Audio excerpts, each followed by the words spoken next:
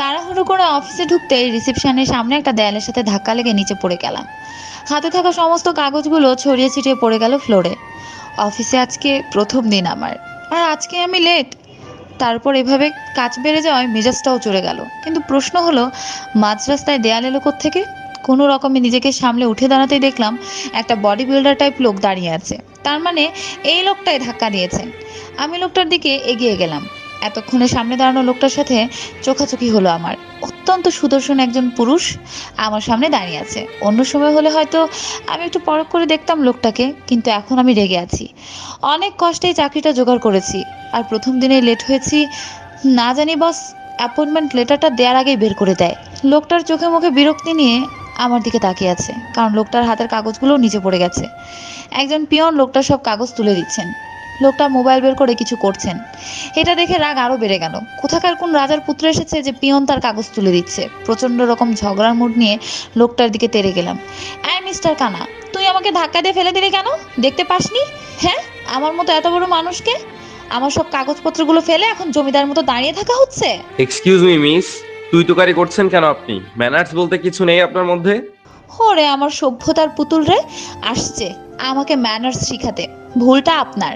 আপনি আমাকে ধাক্কা কেন দিলেন? জানেন আজকে আমার জবের প্রথম দিন, আর আজকেই আপনার জন্য আমি লেট হলাম। আপনি একটা শাকচুন্নি। Mind your tongue miss. আমি চুপচাপ শুনছি মানে এই না যে আপনি মুখে যা আসবে তাই বলবেন। ম্যানার্স যেহেতু শিখেননি, তাই না শেখা অবধি বাসা থেকে বের না হলেই তো পারতেন। লোকটার কথায় আমার মাথায় আগুন ধরে যায়। আমার জীবনের 19 বছরে কেউ আমার সাথে রুডলি কথা বলেনি। এই লোকটা কেন বললো?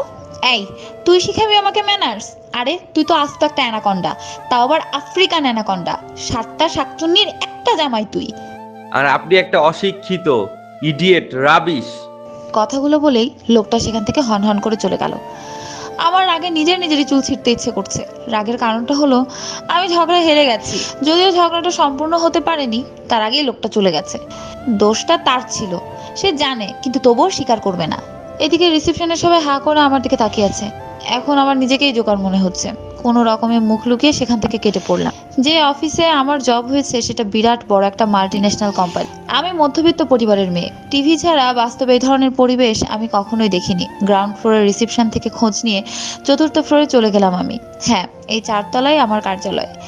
আমি নিজেও জানি না এই অফিসে আমার কাজ কি। তাই রিসেপশনে গিয়ে হাতে রাখা কার্ডটা দেখালাম। রিসেপশনে সুন্দর মতো একটা মেয়ে বসে আছে। দেখতে যেমন সুন্দর, পোশাকও তেমনি স্টাইলিশ। শুধু সেই মেয়েটাই না, অফিসের প্রায় সব মেয়েরাই জিন্স, লেডিস শার্ট বা ফর্মাল পোশাক পরে আছে। একমাত্র আমি চুড়িদার পরে আছি। এই মুহূর্তে আমার নিজেকে মঙ্গল গ্রহ থেকে আগত এলিয়েন মনে হচ্ছে। কিন্তু কিছুই করার নেই। বাড়িতে এই মুহূর্তে উপার্জনক্ষম একমাত্র আমি। যেখানে পুরো সংসারের দায়িত্ব আমার কাঁধে, সেখানে এসব কিছু করা শুধুই বিলাসী। কিছুটা মন খারাপ নিয়ে রিসেপশনের সামনে দাঁড়িয়ে রইলাম। রিসেপশনিস্টের নাম মোনা। অঙ্কুর স্যার পাঠিয়েছেন তোমাকে? হ্যাঁ। নাম কি তোমার? আর পেপারস এনেছো? আমার নাম মীরা রহমান, আর কাগজ যা যা বলেছিল সবই এনেছি।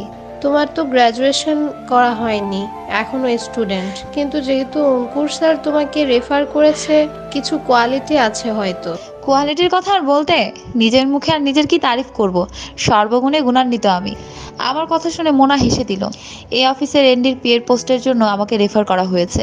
যিনি আমার চাকরির ব্যবস্থা করেছেন আমি তার পরিচিত না, শুধু নামটাই জানি, অঙ্কুর স্যার। যেহেতু আমি নতুন, তাই নিজের কোনো ডেস্ক দেওয়া হবে না। মোনা আমাকে নিজের সাথেই বসিয়ে রাখলো। বেশি কিছুক্ষণ পর বসের রুম থেকে আমার ডাক পড়লো। যত দোয়া দরুদ জানা আছে সব পড়তে পড়তে আমি এগোতে লাগলাম। এমডির কেবিনের দরজায় নক করতেই ভিতরে যাওয়ার অর্ডার এলো। কিছুটা ভয় আর অনেকটা কনফিডেন্স নিয়ে ভিতরে ঢুকে পড়লাম। দরজার অপর পাশে ফিরে জানালার কাছে হাত দিয়ে হেলান দিয়ে দাঁড়িয়ে আছেন আমার বস। আমি অনেকটা সাহস নিয়ে বসের দিকে এগিয়ে গেলাম। উদ্দেশ্য হ্যান্ডশেক করব। আমি বসের দিকে হাতটা এগিয়ে দিতেই বস ওপাশ ফিরেই বলল, go and get me a coffee. বসের কথা শুনে আমি ভ্রু কুঁচকে গেছে আমার। এসেছি পিএর জবের জন্য, আর প্রথম দিনই লোকটা আমাকে ওয়েটার বানিয়ে দিল। যতই ভ্রু কুচকাক, বসের অর্ডার তো আর ফেলতে পারি না। বলছি কি স্যার, কোথায় পাবো কফি? জবের জন্য এসেছো আর এটুকু জানো না যে কফি আকাশ থেকে পড়বে না, বানাতে হবে? পিয়নকে বলো, সে দেখিয়ে দেবে কোথায় বানাতে হবে, নিজে বানিয়ে আনো। ও, তার মানে ওয়েটার নয়, রাঁধুনি বানাবে? একা একা বিড়বিড় না করে ফাস্ট কাজ করো। I don't like wasting time. Time is money for me. Go now. বসের গম্ভীর গলা শুনে আমি ভয়ে সেখান থেকে বের হলাম। পিয়নের হেল্প নিয়ে কিচেনে গিয়ে কফি বানানো স্টার্ট করলাম। আমি কফি বানাচ্ছি আর বসের 14 গোষ্ঠী উদ্ধার করছি। কফি বানিয়ে নিয়ে আবারও বসের রুমে গিয়ে নক করলাম। এমডি এখনো আগের মতোই কাজ ধরে দাঁড়িয়ে আছে। স্যার, আপনার কফি আমি নিজ হাতে বানিয়েছি, খেয়ে বলবেন কেমন হয়েছে। বস আমার দিকে ঘুরতেই আমার হাত থেকে কফির মগটা নিচে পড়ে গেল। আমাকে দেখে মনে হচ্ছে কিছুক্ষণের মধ্যে তার চোখ জোড়া কোটর থেকে বেরিয়ে মাটিতে গড়াগড়ি খাবে, কারণ সামনে দাঁড়ানো আমার বসই সেই লোকটা যাকে কিছুক্ষণ আগে আমি 7টা শাকচুন্নির একটা জামাই বানিয়েছিলাম। অর্ণব চৌধুরী, চৌধুরী বংশের প্রদীপ আর এই কোম্পানির এমডি। অর্ণব মুখে ভিলেনি হাসি দিয়ে আমার সামনে দাঁড়িয়ে আছে, আর আমি ভয়ে কাচুমাচু করছি। অর্ণবের মুখে হাসি হলেও চোখে ক্রোধের আগুন স্পষ্ট। আমি ধারণা করতে পারছি কিছুক্ষণ পর আমার সাথে কি হবে। হয় অর্ণব আমাকে কাঁচা চিবিয়ে খাবে, নয়তো আমার চাকরি খাবে। এসি রুমেও আমি ঘেমে নিয়ে একাকার হয়ে যাচ্ছি। মনে মনে আমি আবারও দোয়া দরুদ পড়া শুরু করলাম। অর্ণব আমার দিকে এগিয়ে আসছে আর আমি এক পা দুপা করে পিছাচ্ছি। পিছাতে পিছাতে দেয়ালে আমার পিঠ থেকে গেছে। না, এবার আর শেষ রক্ষা হবে না, এবার আমার চাকরি শেষ। অর্ণব আমার একদম কাছাকাছি এসে পড়েছে। আমি ভয়ে চোখ মুখ খিচে দাঁড়িয়ে আছি। আমার ভয়ার্ত মুখটা দেখে অর্ণবের বেশ হাসি পাচ্ছে। একদম ছোট বাচ্চারা ভয় পেলে যেমন করে, আমিও মনে হয় তেমনই করেছি। অর্ণব আগেই আমার বায়োডাটা দেখে নিয়েছিল, তাই সে নর্মাল বিহেভ করছে। অর্ণবের নজর মেবি আমার গালের কালো কুচকুচে তিলটার দিকে পড়তেই অর্ণবের চোয়াল শক্ত হয়ে আসে। মুহূর্তেই তার চোখ মুখ শক্ত হয়ে যায়। আমার থেকে বেশ খানিকটা দূরে এসে কড়া গলায় বলতে শুরু করে, প্রথম দিনে আমার লস করিয়ে দিলে তো। এই কফি মগটার দাম তোমার স্যালারি থেকে কাটা হবে। এখনই এটা পরিষ্কার করে আরেকটা কফি বানিয়ে আনো। আমি ভেবেছিলাম হয়তো সকালের করা কাজের জন্য অর্ণব আমাকে বের করে দিবেন, কিন্তু অর্ণবের এমন কিছু না করাতে আমি বেশ অবাক হলাম। দাঁড়িয়ে দাঁড়িয়ে কি হাওয়া গুনছো? যাও এখান থেকে, কোনো কাজে দেরি করা আমার পছন্দ নয়। So do it fast. আমি হুহা কিছু না বলে বেরিয়ে গেলাম। পিয়নকে ডেকে আনলাম কফিটা পরিষ্কার করার জন্য। ওয়েট রহিম কাকা, তুমি এটা পরিষ্কার করবে না। মিস মীরা কফিটা ফেলেছে, তাই মেঝেটা পরিষ্কারও সেই করবে। ঠিক বলেছি না আমি মিস মীরা? আমি আমার সাদা ধপধপে দাঁতগুলো হালকা দেখিয়ে কাজে নেমে পড়লাম।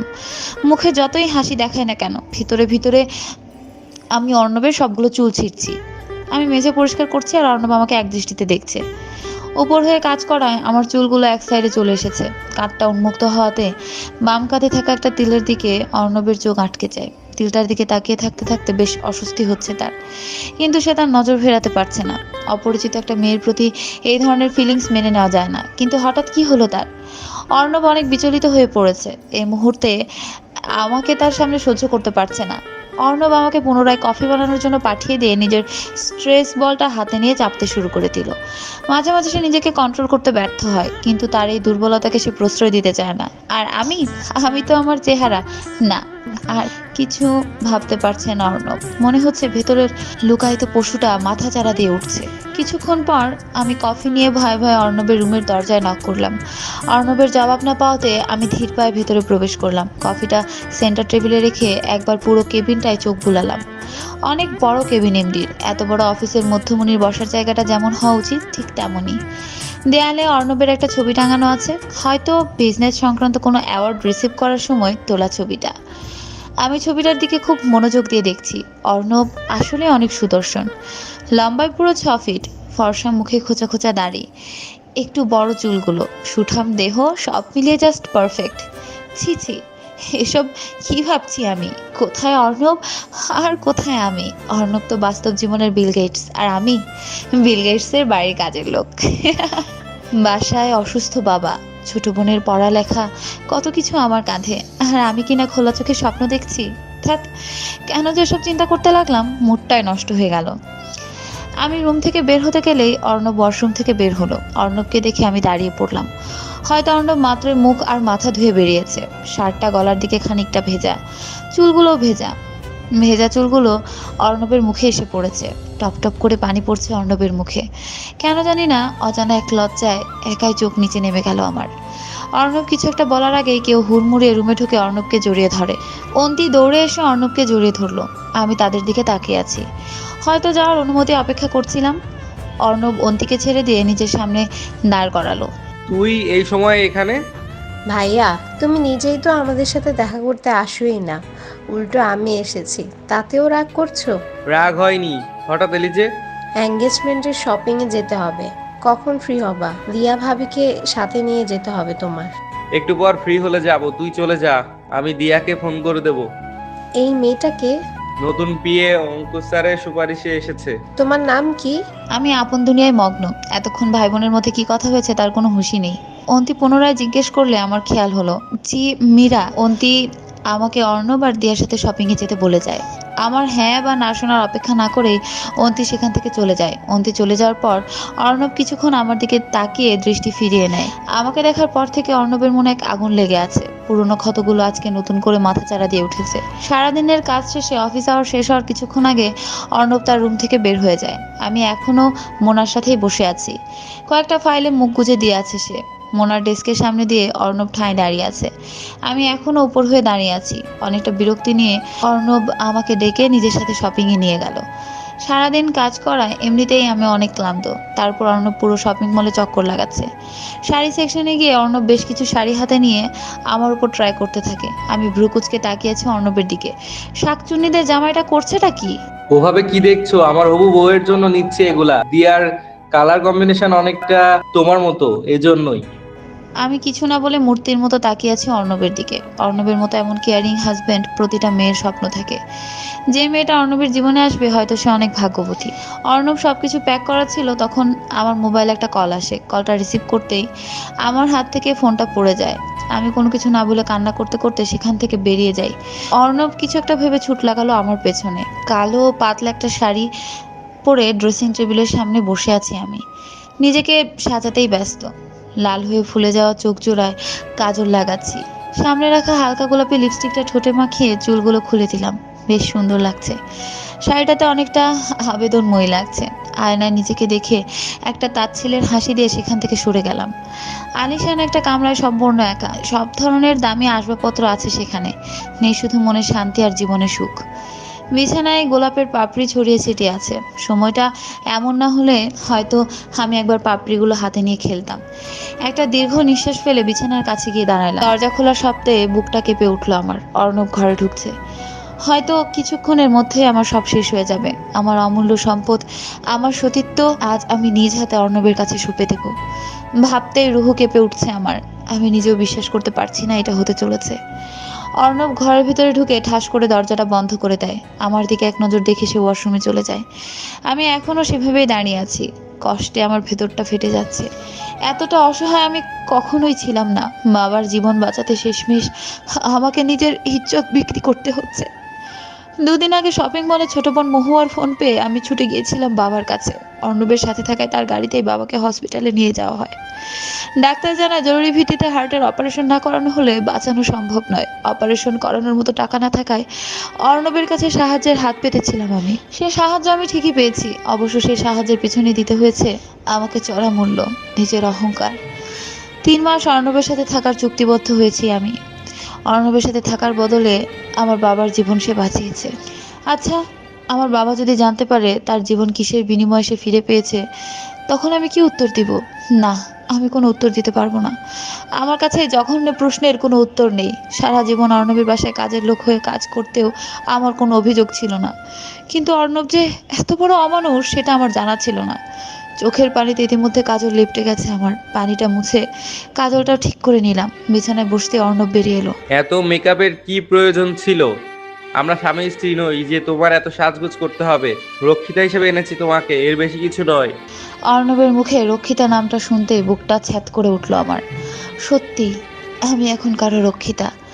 যেই শব্দটা সমাজে একটা গালি হিসেবে ব্যবহার করা হয়, সেটা আমার নামের আগে যোগ হয়ে গেল। আমি তো এটা চাইনি। খুব করে চেয়েছিলাম অন্য সব মেয়েদের মতো আমার একটা সুন্দর জীবন হবে। কিন্তু হলোটা কি? আমার সাথেই কেন হচ্ছে এসব? আমি এক ধ্যানে বাইরের দিকে তাকিয়ে আছি। অর্ণব আমার সামনে এসে দাঁড়ালো। ভয়ে কুঁকড়ে আছি আমি। বারবার চাইছি যাতে অর্ণব আমার কাছে না আসে, কিন্তু আমরা যা চাই তাই তো সবসময় আর হয় না। অর্ণব আমার কাছে বসে আমার গলায় মুখ গুজে দিল। অর্ণবের স্পর্শে আমি মনে মনে কেঁপে উঠলাম। অর্ণব আমার গলায় চুমু খাচ্ছে আর চুলের গভীর হাত বুলাচ্ছে। আমার দু চোখ বেয়ে অঝোর ধারায় পানি পড়ছে। টাকার জন্য আমি তখন অর্ণবের সব শর্তে রাজি হলেও এখন এসব মেনে নিতে পারছি না। ভীষণ কষ্ট হচ্ছে আমার। কষ্ট সহ্য করতে না পেরে আমি অর্ণবকে বললাম, আমি আপনার সব টাকা পরিশোধ করে দিব। আমাকে একটু সময় দিন। বিশ্বাস করুন, সব টাকা দিব। আমাকে যেতে দিন দয়া করে। আমার কথায় অর্ণব আমাকে ছেড়ে উঠে দাঁড়ালো। মুহূর্তে অর্ণবের চেহারা অগ্নিমূর্তি ধারণ করলো। অর্ণবের এই রূপে ভীষণ ভয় পেয়ে গেলাম। ভয়ে তাকাতে পারছি না আমি অর্ণবের দিকে। আমাকে টেনে দাঁড় করিয়ে অর্ণব আমার কাঁধ ধরে ঝাঁকিয়ে বলল, এই কথাটা টাকা নেওয়ার আগে মনে ছিল না? টাকা নেওয়ার সময় তো বলেছিলে সব মানতে রাজি, তাহলে এখন কেন মানা করছো? তোমার মতো হাজারটা মেয়ে অর্ণব চৌধুরীর সাথে একটা রাত কাটানোর জন্য পাগল। তোমার তো সাত পুরুষের ভাগ্য যে আমি তোমাকে সেই সুযোগটা দিয়েছি। বিশ্বাস করুন, আমি সেই ধরনের মেয়ে না। আমার এসব চাই না। বাবার অপারেশনে যে টাকা গেছে সব আস্তে আস্তে আমি দিয়ে দিব।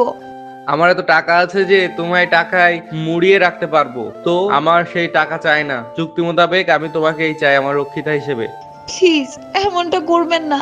আমার জীবনটা নষ্ট হয়ে যাবে। কাউকে মুখ দেখাতে পারবো না আমি। সেটা অবশ্যই আমার মাথা ব্যথা না। অবশ্যই আজ আমি ভীষণ টায়ার্ড, তাই আজকে কিছু করবো না। আর নেক্সট টাইম থেকে এই কাজল লাগাবা না, একদম চিপ দেখা যায়। আমার উত্তর অপেক্ষা না করে অর্ণব আমাকে জড়িয়ে ধরে ঘুমিয়ে পড়লো। আমি এখনো চোখ থেকে পানি ফেলছি।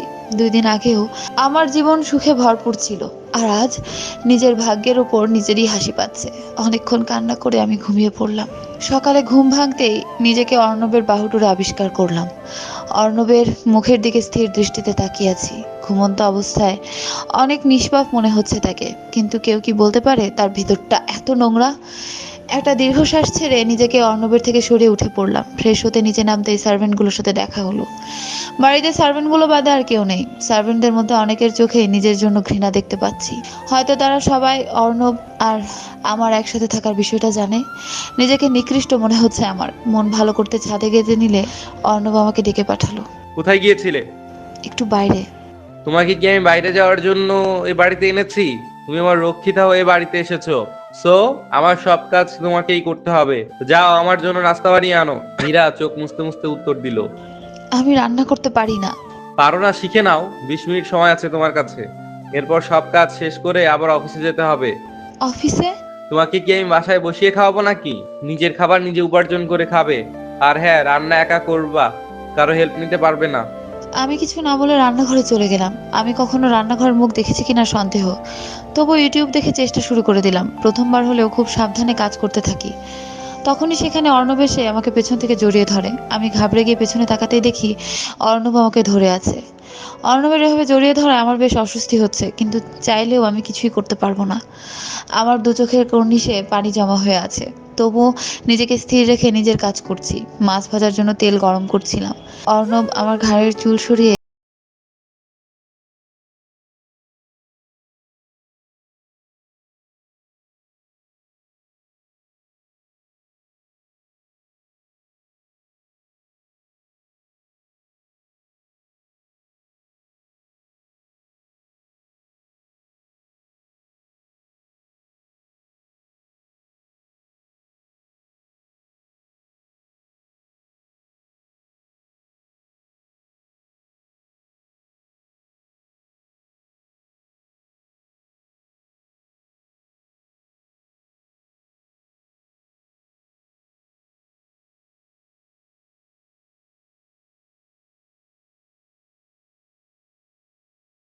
দিয়ে অবশিষ্ট অংশটুকু নিচে ফেলে আকাশের পানে তাকিয়ে একটা দীর্ঘ শ্বাস ফেললো। আমি ওয়াশরুম থেকে বেরিয়ে বিছানার উপর বসে ফুপাচ্ছি। পানি দেওয়াতে জ্বালা অনেকটা কমে এসেছে, কিন্তু পুরোপুরি যায়নি। তখন কেউ আমার পোড়া হাতটা টেনে তার থেকে টেনে নিল। আমি আমার সামনে বসে থাকা মানুষটার দিকে তাকিয়ে আছি। কত ভালোবেসে আদর দিয়ে সামনে বসে থাকা অর্ণব আমার হাতে মলম লাগিয়ে দিচ্ছে। আমার বিশ্বাস করতে কষ্ট হচ্ছে এই মানুষটাই কিছুক্ষণ আগে আমার হাত পুড়িয়েছিল। আমার হাতে মলম দিয়ে অর্ণব তার সাথে আনা খাবারটা নিয়ে আমার সামনে বসলো। খাবারটা খেয়ে নাও, এরপর মেডিসিন আছে। একটু আগে হাত পুড়িয়ে এখন কি দরদ দেখাতে এসেছেন? তুমি আমার কে যে তোমাকে দরদ দেখাতে হবে? অর্ণবের কথায় কেন যেন আমার বুকে চিনচিনে ব্যথা হচ্ছে। আমি জানি আমি অর্ণবের কেউ না, তাহলে কেন এমন লাগবে? আমি কিছু না বলে খাবারটা খেয়ে ওষুধ খেয়ে নিলাম। অর্ণব অফিসের জন্য তৈরি হয়ে বেরিয়ে যেতে নিল। তারপর আমি তাকে পেছন থেকে ডাক দিলাম। আমি কি এভাবে অফিসে যাব? এই হাত নিয়ে অফিসে গিয়ে কি ইনফেকশন বানাতে চাও? আমার আরো টাকা লাগাতে চাও তাই না? আমি কিছু একটা বলতে গিয়েও থেমে গেলাম। অর্ণব চলে যাওয়ার পর আমি বাসা থেকে বেরিয়ে বাবা আর ছোট বোনের সাথে দেখা করতে গেলাম। দিনের প্রায় পুরোটা সময়ই আমি আমার বাড়িতে কাটিয়ে আসলাম। রাতে বিছানায় পা দুলে বসে আছি আর ল্যাপটপে মুখ গুজে কাজ করছে অর্ণব। রাত বাড়ার সাথে সাথে আমার বুকের ধুকপুকুন্ডাও বাড়ছে। কাল রাতে তো অর্ণব ক্লান্ত ছিল, তাই আমি রক্ষা পেয়েছি, কিন্তু আজ সে কি করবে? আজকে তো বলির পাঠা হতেই হবে। কিছুক্ষণ এভাবে বসে থাকলাম, তারপর উঠে কিচেনে চলে গেলাম। এরপর এক গ্লাস দুধ নিয়ে অর্ণবের কাছে গেলাম। হোয়াট? দুধ আর বাদাম। কেন? আপনার শক্তির জন্য। আমার কথা শুনে অর্ণব ভ্রুকুচকে তাকালো আমার দিকে। ওভাবে কি দেখছেন? কালকে না বললেন আপনি ক্লান্ত, তাই ভাবলাম আজকে। তার মানে তুমি প্রস্তুত? না হয়ে কি উপায় আছে বলুন? হুম, দাও দুধটা। অর্ণব দুধটা খেয়ে আমাকে কোলে তুলে নিয়ে বিছানার দিকে আগাতে লাগলো। আমি জোর করে মুখে একটু হাসি ফুটিয়ে অর্ণবের দিকে তাকিয়ে আছি। অর্ণব আমাকে বিছানায় শুয়ে দিয়ে নিজের সমস্ত ভার আমার উপর ছেড়ে দিল। এসি রুম হওয়া সত্ত্বেও আমার কপাল বেয়ে ঘাম ঝরছে। অর্ণব আমার হাত দুটো চেপে ধরে আমার ঘাড়ে মুখ গুজে দিয়ে চুমু খাচ্ছে। আমার অস্বস্তি হচ্ছে প্রচন্ড, চোখে মুখে বিরক্তি ফুটে উঠছে। আমি বারবার ঘড়ির দিকে তাকাচ্ছি, মনে হচ্ছে কোনো কিছুর অপেক্ষা করছে। আমার ঘাড় থেকে ঠোঁট তুলে ঠোঁটে ঠোঁট মিলিয়ে দেয় অর্ণব। আমি চোখ বড় বড় করে তাকিয়েছি অর্ণবের দিকে। অর্ণব মনের সুখে নিজের কাজ করে যাচ্ছে, কিন্তু আমার এসব সহ্য হচ্ছে না। আমি নিজের হাত দুটো আলগা করে অর্ণবকে ধাক্কা দেওয়ার জন্য, কিন্তু আমার ধাক্কা দেওয়ার আগে অর্ণব নিস্তেজ হয়ে যায় আমার বুকের উপর, তারপর পড়ে যায়। আমি স্বস্তির একটা নিঃশ্বাস ফেললাম। অর্ণবের জন্য আনা দুধের গ্লাসে আমি ঘুমের ওষুধ দিয়েছিলাম। ওষুধ কাজ করেছে, সে এখন নিশ্চিন্তে ঘুমাবে। আমি অর্ণবকে নিজের উপর থেকে ঠেলে সরিয়ে শান্তিতে ঘুমিয়ে পড়লাম। সকালে অর্ণবের আগে আমার ঘুম ভেঙে যায়। আজকেও অর্ণবের বাহু ধরে ঘুমিয়েছিলাম আমি। ঘুমন্ত অর্ণবের মুখ পানে বেশ কিছুক্ষণ তাকিয়ে থাকলাম। আমি আপন মনে ভেবেই যাচ্ছি, আচ্ছা অর্ণব এমন কেন? একসময় মনে হয় তার চেয়ে কেয়ারিং দ্বিতীয় কেউ হতে পারে না। আবার পরক্ষণে সে এমন কিছু করে বসে যা আমার ভেতরটা কাঁপিয়ে দেয়। একটা মানুষ এত জটিল কিভাবে হতে পারে? আর আমার প্রতি নেওয়া যত্নগুলো দেখলে মনে হয় সে আমাকে ভালোবাসে। আর টর্চারগুলো দেখলে কেন এত কষ্ট দেয় আমাকে এই মানুষটা? তার কি এমন ক্ষতি করেছি আমি? হ্যাঁ, তো টাকার মালিক সে, 10 লাখ টাকা তার কাছে কোনো ব্যাপারই না। তাহলে কেন সে আমাকে এত টর্চার করছে এই কয়েকটা টাকার জন্য? কিছুক্ষণ অর্ণবের দিকে তাকিয়ে থেকে নিজেকে ছাড়িয়ে নিলাম। ফ্রেশ হয়ে রান্নাঘরে গিয়ে ইউটিউবে কুকিং ভিডিও অন করে বসে পড়লাম। উদ্দেশ্য বকা খাওয়ার আগে আজকে অর্ণবের জন্য রান্না করব। অনেক কষ্টে টানা 2 ঘন্টা যুদ্ধ করে রান্না শেষ করলাম। রান্না শেষ করে অর্ণবের জন্য ফ্রেশ ফলের জুস বানালাম। জুসটা বানিয়ে কিচেনের দরজার সামনে এসে একবার উকি দিয়ে দেখলাম আশেপাশে কেউ আছে কিনা। কাউকে দেখতে না পেয়ে কোমরে গুজে রাখা ছোট পুটলিটা বের করে জুসের গ্লাসে ঢেলে দিলাম। ওষুধটা জুসে গুলিয়ে দিয়ে একটা বিশ্ব জয় করা হাসি দিয়ে খাবারটা ট্রেতে উঠিয়ে ঘরে নিয়ে চলে গেলাম। আমি খুব সাবধানে সিঁড়ি বেয়ে উঠছি আর কিছুটা সময় ভেবে দাঁত চেপে হাসছি। ঘরে গিয়ে দেখি অর্ণব উঠে পড়েছে। আমি ট্রেটা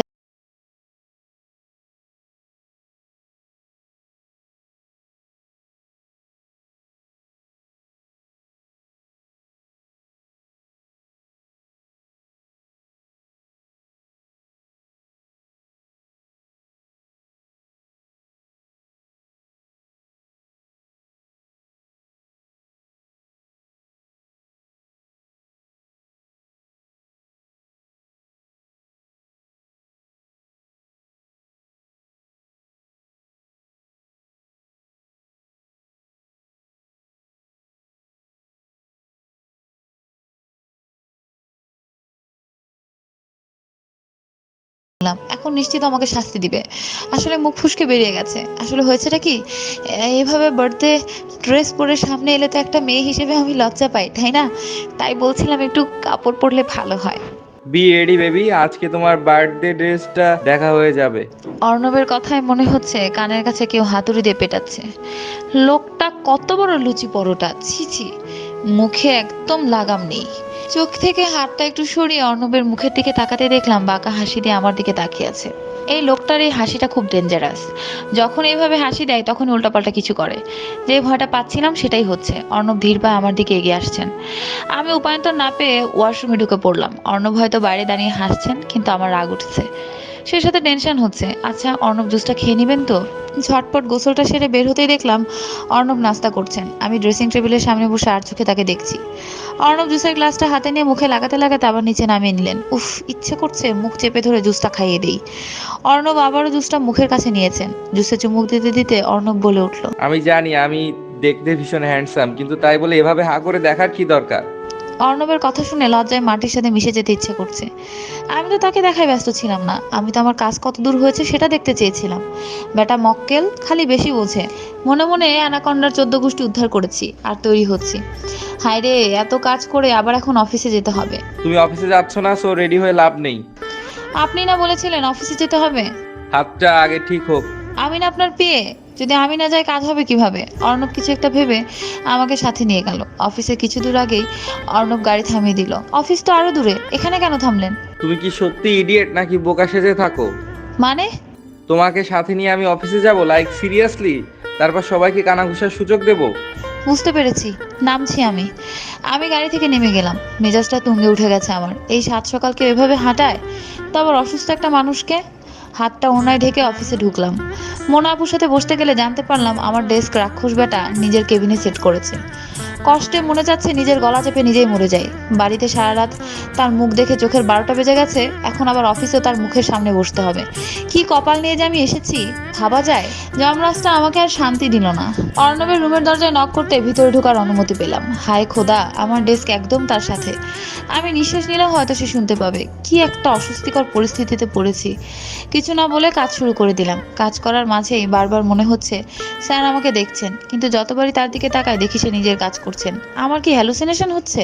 সারাদিনের কাজ শেষে বিকেলে ক্লান্ত হয়ে নিজের ডেস্কে উপর হয়ে আছি। অর্ণব তীক্ষ্ণ দৃষ্টিতে তাকিয়ে আছে আমার দিকে। তার ভীষণ ইচ্ছে করছে মীরাকে কিছু একটা শাস্তি দিতে। খুব অস্থির হয়ে আছে সে। এই মুহূর্তে মীরাকে একটু কষ্ট দিতে পারলে হয়তো অনেক শান্তি পেত সে, কিন্তু এটা অফিস। নিজের বাড়ি হলে এতক্ষণ অপেক্ষা করতো না সে, কিন্তু যেহেতু এটা অফিস তাই সে কিছু না করতে পারছে না। স্ট্রেস বলটাও ফেলে দিয়েছে সে। এই মুহূর্তে স্ট্রেস বলটা ভীষণ রকম প্রয়োজন ছিল তার। সিগারেটের প্যাকেটটা হাতে নিয়ে অর্ণব হন করে অফিস থেকে বেরিয়ে গেল। কিছুক্ষণ পর মীরা মাথা উঁচু করে দেখে অফিস প্রায় পুরো খালি, শুধু সে আর দারোয়ান আছে। স্যার আমাকে রেখে চলে গেছেন, কিন্তু তার বাড়ি তো আমি চিনি না, যাব কিভাবে? এখন আমি কি করব? দারোয়ান আঙ্কেল অফিস লক করে ফেলেছেন। সন্ধ্যা শেষে রাত নেমে এসেছে, কিন্তু স্যারের কোনো খোঁজ নেই। এখন আমার ভয় হচ্ছে। চারিদিকে বখাটেরা কেমন ঘুরঘুর করছে। আকাশে মেঘ ডাকছে, না জানি কখন বৃষ্টি শুরু হয়। আমার কাছে মোবাইলও নেই যে স্যারকে একটা ফোন করব। কিছুক্ষণ পরে ঝুম বৃষ্টি শুরু হয়ে গেল, আর আমি বৃষ্টির মাঝে দাঁড়িয়ে দাঁড়িয়ে ভিজছি। তখন একটা গাড়ি সজোরে এসে আমার সামনে থামলো। আমি ভিজে একাকার হয়ে গেছি। গাড়ি থেকে নেমে অর্ণব বাবার সামনে এসে হাত ধরে টেনে গাড়িতে বসিয়ে দিল। লোকটার প্রতি আমার অনেক অভিমান হচ্ছে। না চাইতেও দু চোখ বেয়ে পানি পড়ছে। আমার অপরাধটা কোথায় যার জন্য সে আমাকে এভাবে শাস্তি দিচ্ছে? সারা রাস্তা আমি তার দিকে তাকাইনি। হয়তো সে দু একবার আমার দিকে তাকিয়েছিল, কিন্তু সেটা আমি দেখতে চাই না। বাড়ির সামনে এসে গাড়ি থামলে আমি দরজা খুলে নামতে গেলে অর্ণব আমার হাত টেনে ধরলেন। ওয়েট, তুমি নামবে না? কেন? এখন কি পা ফেলার আগে আপনার পারমিশন নিতে হবে? অনেকটা তাই। 3 মাসের জন্য তুমি আমার কেনা গোলাম। তোমার নিঃশ্বাসও আমি কিনে নিয়েছি। অর্ণবের কথার কোনো উত্তর আমার কাছে নেই। অসহায় দৃষ্টিতে তার দিকে তাকিয়ে আছি। আর কি কি যে দেখতে হবে কে জানে। একটা দীর্ঘ শ্বাস ফেলে গাড়িতেই বসে রইলাম। অর্ণব গাড়ি থেকে নেমে আমার পাশের দরজা খুলে আমাকে 5 কোলা করে তুলে নিলেন। অর্ণবের এরকম কাণ্ডে আমি হতভম্ব হয়ে তার মুখের পানে চেয়ে আছি। একটু আগে তো লোকটা এত কথা শোনালো আমাকে, আর এখন সে কোলে নিয়ে উপরে নিয়ে যাচ্ছে। অর্ণব আমাকে ঘরে নিয়ে নামিয়ে দিয়ে আলমারি থেকে শাড়ি বের করে আমার হাতে দিলেন। ফ্রেশ হয়ে আসো, শাড়িটা চেঞ্জ করো, নয়তো জ্বর এসে পড়বে। আমার জ্বর এলেও আপনার কোনো ক্ষতি হবে বলে আমি মনে করি না। তোমার জ্বর এলে তুমি অফিস থেকে লিভ নেবে, আর ঔষধ খরচটাও তো আমারই যাবে। I don't want to waste time and money. আপনি জানেন আপনি কত বাজে লোক একটা? আমার জ্বর এলে আপনার লস হবে আপনি সেটা চিন্তা করছেন? আমার যে কষ্ট হবে এটা ভেবে দেখেছেন? তোমার কষ্ট দেখে আমার কোনো লাভ আছে কি? অর্ণবের এমন গাছাড়া ভাব দেখে আমার ভীষণ কষ্ট হয়। তাই তার সাথে কথা না বাড়িয়ে ওয়াশরুমে চলে গেলাম। শাড়িটা চেঞ্জ করে বেরোতেই দেখি অর্ণব দুটো কফি মগ হাতে দাঁড়িয়ে আছেন। পরনে গ্রে কালারের টি শার্ট আর ব্ল্যাক ট্রাউজার। হ্যান্ডসাম লাগছে খুব অ্যানাকন্ডাটাকে, কিন্তু আমি তো অভিমান করে আছি। আয়নার সামনে দাঁড়িয়ে চোখে কাজল পড়ছি। ভেজা চুল থেকে পানি টপ টপ করে মেঝেতে পড়ছে। আয়না ভেদ করে অর্ণবের দৃষ্টি আমার উপর এসে পড়েছে। আজ অর্ণবের দৃষ্টিতে হিংস্রতা নেই, নেই কোনো অভিযোগ। একরাশ মুগ্ধতা নিয়ে তাকিয়ে আছেন আমার দিকে। মাঝে মাঝে অর্ণবের দৃষ্টিও আমাকে ভ্রমে ফেলে দেয়। তার চোখে আমি আমার জন্য একাধারে চিন্তা, যত্ন, রাগ, প্রতিশোধ সবই দেখতে পাই, কিন্তু কেন? এ একটা প্রশ্নের উত্তর খুঁজে পাই না। অর্ণবের করা টর্চারগুলো যত বেদনাদায়ক, তার চোখের দিকে তাকালে মনে হয় ততটা বেদনা সেও পেয়েছে। অর্ণবের ডাকে আমার ঘোর ভাঙলো। কফিটা ঠান্ডা হয়ে যাচ্ছে, রূপচর্চা পরে করো, অনেকক্ষণ ভিজেছিলে, জ্বর এসে পড়বে। এবার অবাক চোখে তার দিকে তাকিয়ে আছি। প্রায় 1.5 ঘন্টার মতো বৃষ্টিতে তার জন্যই ভিজেছি আমি, আর এখন সে আমার জ্বর হওয়ার চিন্তা করছেন। হো, আমি তো ভুলে গিয়েছিলাম, একটু আগেই না বললেন আমি অসুস্থ হলে তার লস হবে। আমিও না মাঝে মাঝে অনেক আবেগী হয়ে যাই। অর্ণবের হাত থেকে কফি মগটা নিয়ে বেলকনিতে গিয়ে দাঁড়ালাম। পেছনে অর্ণব এসেছেন। বৃষ্টি কিছুক্ষণ আগেই থেমে গেছে, এখন চারপাশটা একদম স্তব্ধ হয়ে আছে। বৃষ্টির পরে মাটির যে মৃদু সুগন্ধ পাওয়া যায় সেটা আমার নাকে আসছে হালকা, ভালো লাগছে। এভাবে অন্ধকার রাতে শেষ কবে নিজেকে হারিয়েছিলাম মনে পড়ছে না। আমি কফির মগে চুমুক দিচ্ছি আর অর্ণব শেষ দৃষ্টিতে আমার দিকে তাকিয়ে আছে। আমার ভেজা চুল থেকে গড়িয়ে পড়া পানির ফোঁটাগুলো তার বুকে তোলপাড় শুরু করে দিয়েছে। সে তো আমাকে ভালোবাসে না, তার মনে আমার জন্য শুধুই ঘৃণা। তাহলে কেন এই ধরনের ফিলিংস কাজ করছে তার মাঝে আমার জন্য? না, সে আমার প্রতি দুর্বল হতে পারে না, সে তার ঘৃণা এত সহজে ভুলে যেতে পারে না। একটা তুচ্ছ মোহের কাছে তার এত বছরের ক্ষত কিছুতেই হেরে যেতে পারে না।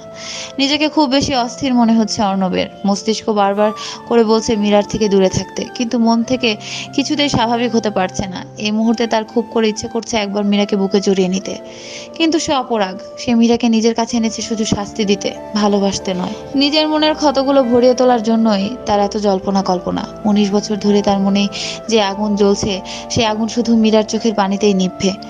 আপন মনে কফিতে চুমুক দিচ্ছিলাম, আর তখন অর্ণব আমার হাত ধরে হ্যাচকা টান দিয়ে নিজের বুকের সাথে মিলিয়ে নিলেন। অর্ণবের এরকম কাণ্ডে আমি পুরোই বেকুব বনে গেছি। হঠাৎ এই লোকটা এমন করলো কেন? অর্ণবের ভাবে ঝরিয়ে ধরে রাখায় আমার বুকে প্রচন্ড রকম ধুকপুকানি হচ্ছে। মনে হচ্ছে বুকটা লাফ পারতে পারতে এখন মুখ দিয়ে বেরিয়ে আসবে।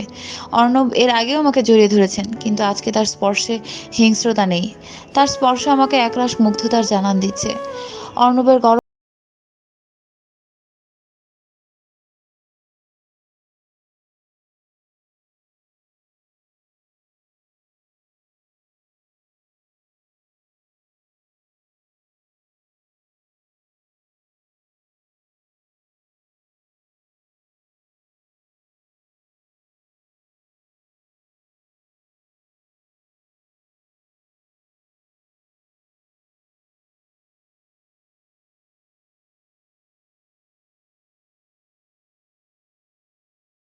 করেছে আমার মাঝে। কাঁধ থেকে চুলগুলো সরিয়ে দিয়ে অর্ণব আমার কাঁধে একটা চুমু খেলেন। অর্ণবের ঠোঁটের স্পর্শে মনে হলো শরীরে বিদ্যুৎ খেলে গেল। না, অর্ণবের মতিগতি ভালো ঠেকছে না। এক প্রকার জোর করে নিজেকে তার কাছ থেকে ছাড়িয়ে নিলাম, কিন্তু বেশি দূর এগোতে পারলাম না। অর্ণব পেছন থেকে আমাকে কোলে তুলে নিলেন। এখন আমার ভয় করছে। আজকে ঘুমের ওষুধ দেওয়া হয়নি অর্ণবকে। হয়তো আজকে আমি আমার অহংকার হারিয়ে ফেলবো। অনেক চেষ্টা করছি নিজেকে অর্ণবের কাছ থেকে সরাতে, কিন্তু পারছি না। চোখ বেয়ে অলরেডি পানি পড়ছে। একটু আগে যে অনুভূতিটা হয়েছিল, এখন সেখানে ভয় আর কষ্ট এসে জমা হয়েছে। আমি কি পারবো না আমার সতীত্ব রক্ষা করতে? অর্ণব আমাকে বিছানায় শুয়ে দিয়ে নিজের সমস্ত ভর আমার উপর ছেড়ে দিলেন। হয়তো আজ আর রক্ষা হবে না। অর্ণব আমার গলায় চুমু খাচ্ছেন, মাঝে মাঝে দু একটা কামড়ও দিচ্ছেন। ভীষণ কষ্ট হচ্ছে। অর্ণবের স্পর্শগুলো আমার সহ্য হচ্ছে না। ভেতরটা দুমড়ে মুচড়ে যাচ্ছে। আমাকে অবাক করে দিয়ে হঠাৎ অর্ণব থেমে গেলেন। আমার গলা থেকে মুখ উঠিয়ে একবার আমাকে দেখলেন। আমার দু চোখ বেয়ে সমানে পানি পড়ে যাচ্ছে। অর্ণব স্থির দৃষ্টিতে বেশ কিছুক্ষণ আমার মুখ পানে তাকিয়ে রইলেন। কিছুক্ষণ পর তার দৃষ্টি নামিয়ে আমাকে জড়িয়ে ধরে আমার বুকের উপর ঘুমিয়ে পড়লেন। আমি বাকরুদ্ধ হয়ে গেছি। অর্ণব কি চায় আমি বুঝতে পারছি না। তার মনে কি চলছে? আমার উপর কেন এত অধিকার দেখায় সে? শুধুই কি 10 লাখ টাকার জন্য এত কিছু? না, কিছুই ভাবতে পারছি না। আমার সব চিন্তা শক্তি যেন অর্ণবের মুখের দিকে তাকালে লোপ পেয়ে যায়। সে কেন বুঝতে পারে না তার আমার এত কাছাকাছি আসা আমাকে অস্বস্তিতে ফেলে দেয়। বুকের ধুকপুকানিটা চরম আকার ধারণ করে, ঠিক যেমন এখন করছে। সকালে ঘুম ভাঙতেই অর্ণবকে নিজের বুকের উপর পেলাম। অজানা এক প্রশান্তি আমার মন ছুঁয়ে যাচ্ছে। অর্ণবকে এভাবে পাশে পেয়ে ভালো লাগার সৃষ্টি হচ্ছে। আচ্ছা, আমি কি অর্ণবের প্রতি দুর্বল হচ্ছি? অর্ণবকে নিজের উপর থেকে সরিয়ে উঠে পড়লাম। ফ্রেশ হয়ে কিচেনে গিয়ে তার জন্য নাস্তা বানিয়ে ফেললাম। কিচেনের দরজার দিকে একবার লক্ষ্য করে অর্ণবের জুসে ওষুধটা মিশিয়ে দিলাম। এই কাজটা আমার জন্য অনেক অপরাধবোধ জাগিয়ে তোলে, কিন্তু আমি নিরুপায়। সব ঠিক করতে হলে আমাকে এটা করতেই হবে। ওয়াশরুমে শাওয়ারের নিচে দাঁড়িয়ে আছে অর্ণব। মনের ভিতর অনবরত জ্বলে যাওয়া আগুনটা নেভানোর ব্যর্থ চেষ্টা করছে। মীরাকে ভালোবেসে ফেলেছে সে। মীরার প্রতি অদ্ভুত আবেগের রহস্য বের করে ফেলেছে সে। এই পৃথিবীতে যে কয়েকটা জিনিসকে সে ঘৃণা করে তার মধ্যে মীরা একজন। তাহলে কিভাবে সে ভালোবেসে ফেললো তাকে? খুব তো ভেবেছিল মীরাকে কষ্ট দিয়ে নিজের সুখ খুঁজে নিবে সে, কিন্তু হলো তো তার উল্টোই। মীরাকে কষ্ট দিলে ব্যথাটা তার কলিজায় গিয়ে লাগে। কেন তার সাথে হলো এমন? কেন সে না চাইতেও ভালোবেসে ফেললো মীরাকে। সেদিন যে মীরার হাত পুড়ে দিয়েছিল, ভেবেছিল তার ভেতরে দাউ দাউ করে জ্বলে ওঠা আগুন নিভে যাবে, কিন্তু সে আগুন তো নিভেনি, উল্টো সে আগুনের তাপ আরো বেড়ে গেছে, যা তার ভেতরটা পুড়িয়ে দিয়েছে। সে চায় না মীরাকে ভালোবাসতে, সে কাউকে ভালোবাসতে চায় না, তার জীবনে ভালোবাসার কোনো স্থান নেই। সে মীরাকে এনেছিল শুধুই শাস্তি দিতে, কিন্তু সে পারছে না। মীরার চোখের পানি তার বুকে রক্ত ছড়ায়। প্রায় 1 ঘন্টার মতো ভিজে শাওয়ার শেষ করে বের হয় অর্ণব। নাস্তা ঘরে নিতেই দেখি অর্ণবের শাওয়ার শেষ, ল্যাপটপে কিছু একটা কাজ করছেন বেডে বসে। অর্ণবের চোখের দিকে চোখ পড়তেই বুকটা ছ্যাদ করে উঠল। অসম্ভব লাল হয়ে আছে চোখ দুটো, শরীরটাও কেমন ফ্যাকাশে হয়ে আছে। আচ্ছা, সে কি অনেকক্ষণ ভিজেছিল? আমার মনে উদয় হওয়া প্রশ্নগুলো আমার মনেই থেকে যায়, উত্তর পায় না কখনোই। নাস্তা টেবিলে রেখে শাড়ি নিয়ে ওয়াশরুমে চলে গেলাম।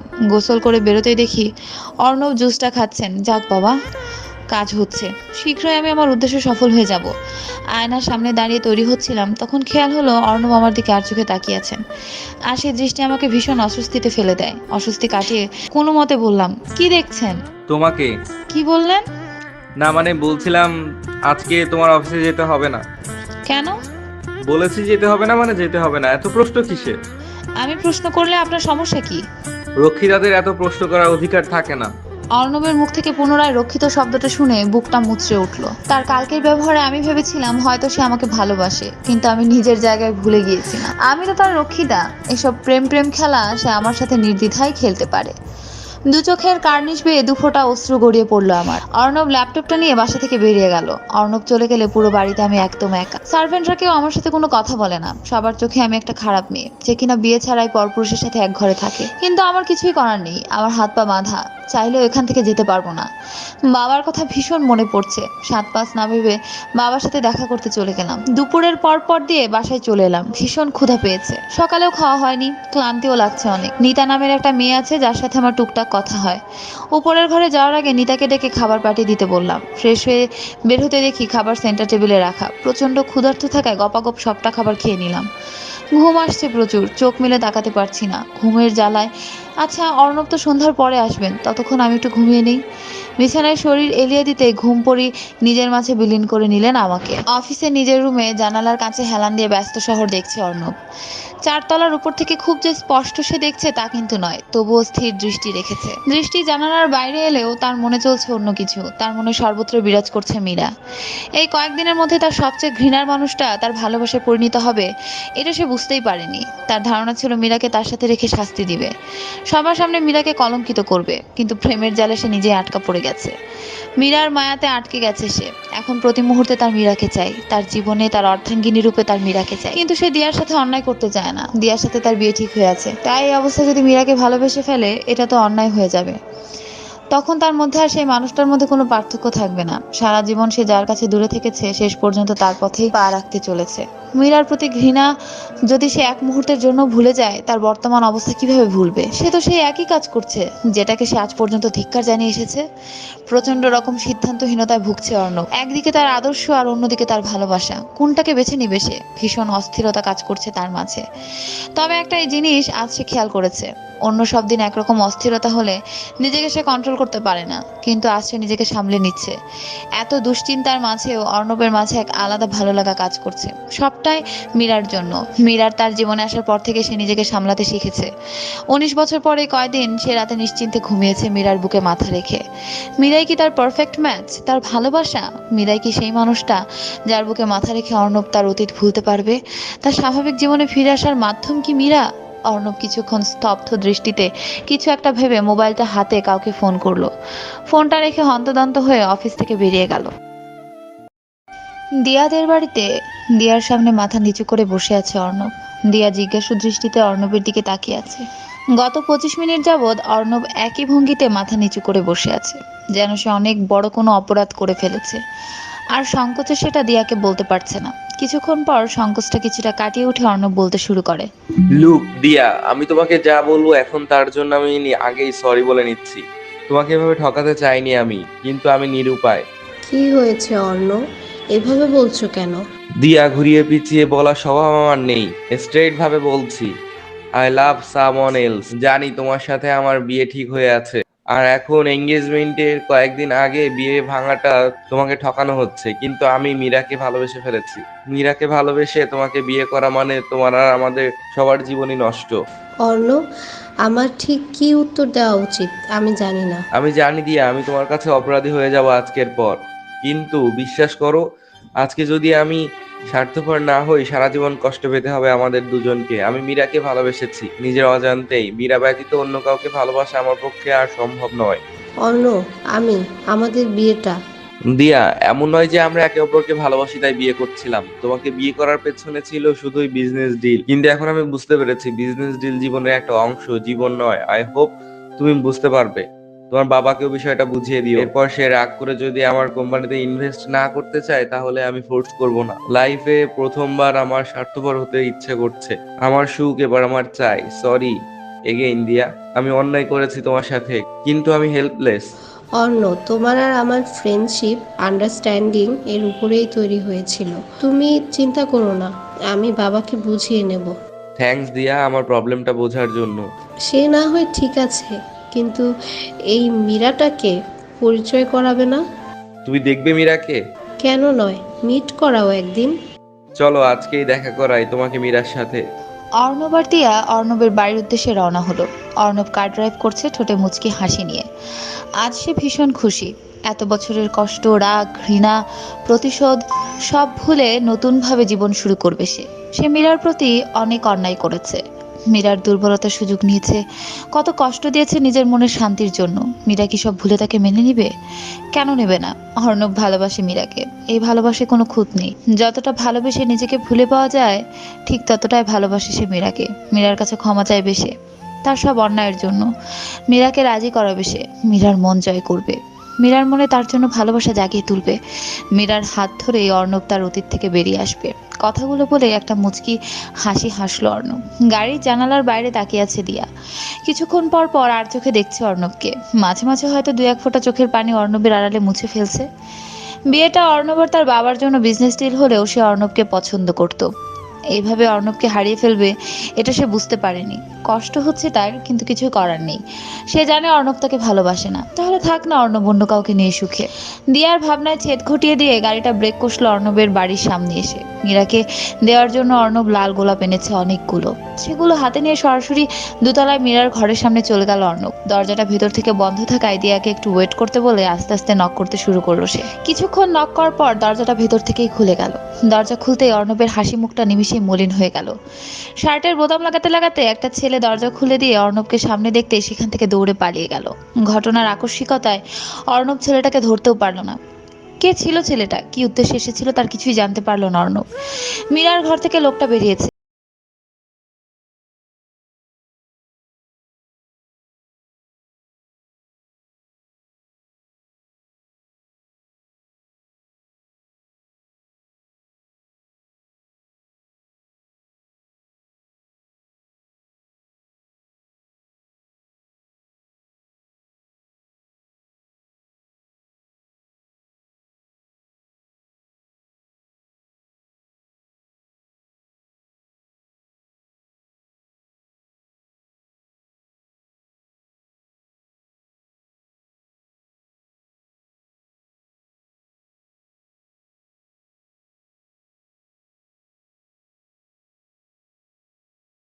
লাফতে উঠল মীরা। ভেজা শরীর নিয়ে হতবাক দৃষ্টিতে তাকিয়ে আছে অর্ণবের দিকে।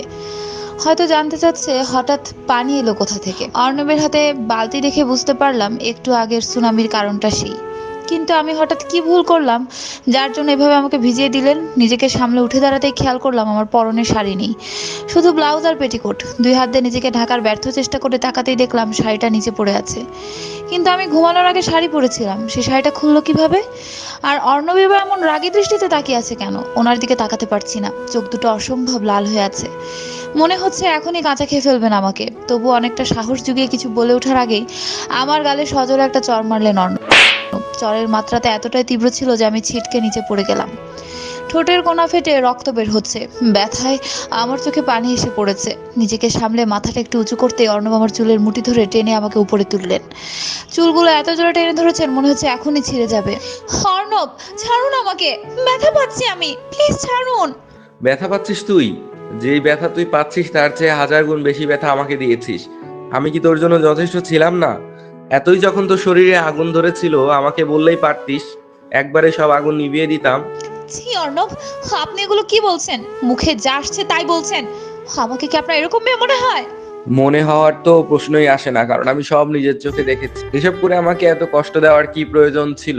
জানো, আমি তোমাকে ভালোবেসে ফেলেছিলাম।